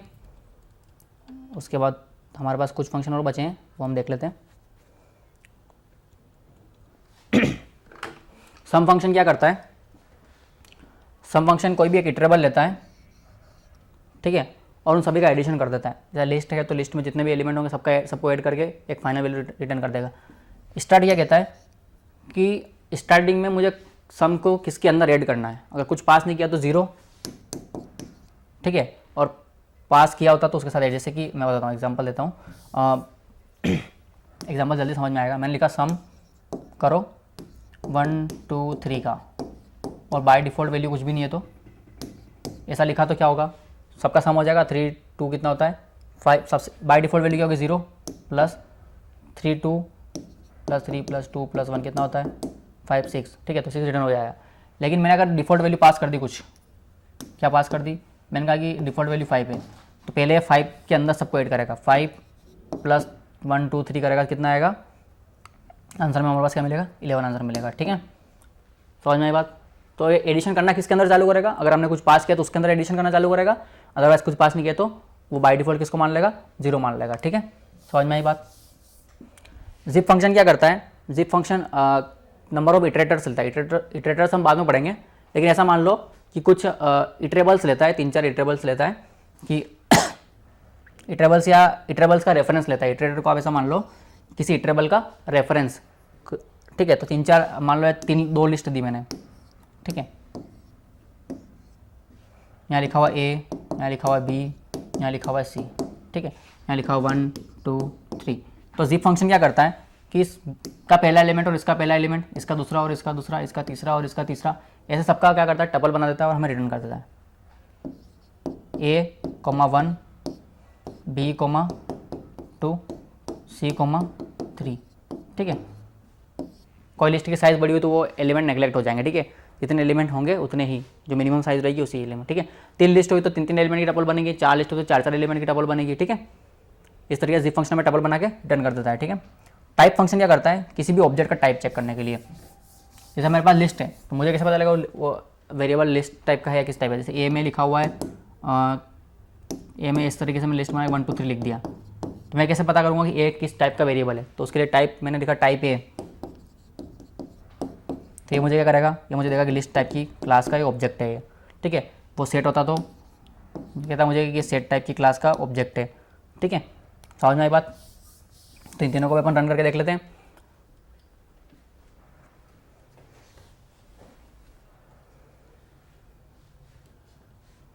सबसे पहले सम फंक्शन देख लेते हैं कि एक लिस्ट है एल जिसके अंदर लिखा हुआ है 1 2 3 10 11 12, ठीक है, 10 11 12, ठीक है, और मैंने प्रिंट किया, क्या किया मैंने प्रिंट, सम कैलकुलेट किया उनका, और सम के अंदर मैंने एल पास कर दिया, ठीक है।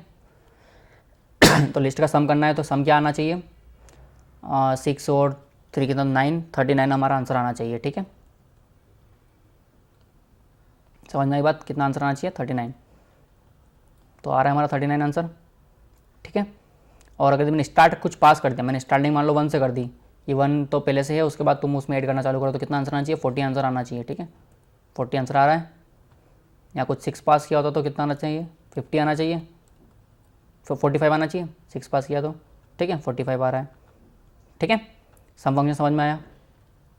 दूसरा क्या है जिप फंक्शन, तो मैं 2 लिस्ट बनाता हूँ, l equal to a b और सी, ठीक है, और एम इक्वल टू बना लेता हूँ 1 2 3, ठीक है। मैंने जिप फंक्शन कॉल किया और उसके अंदर मैंने पास कर दिया एल कोमा एम, ठीक है।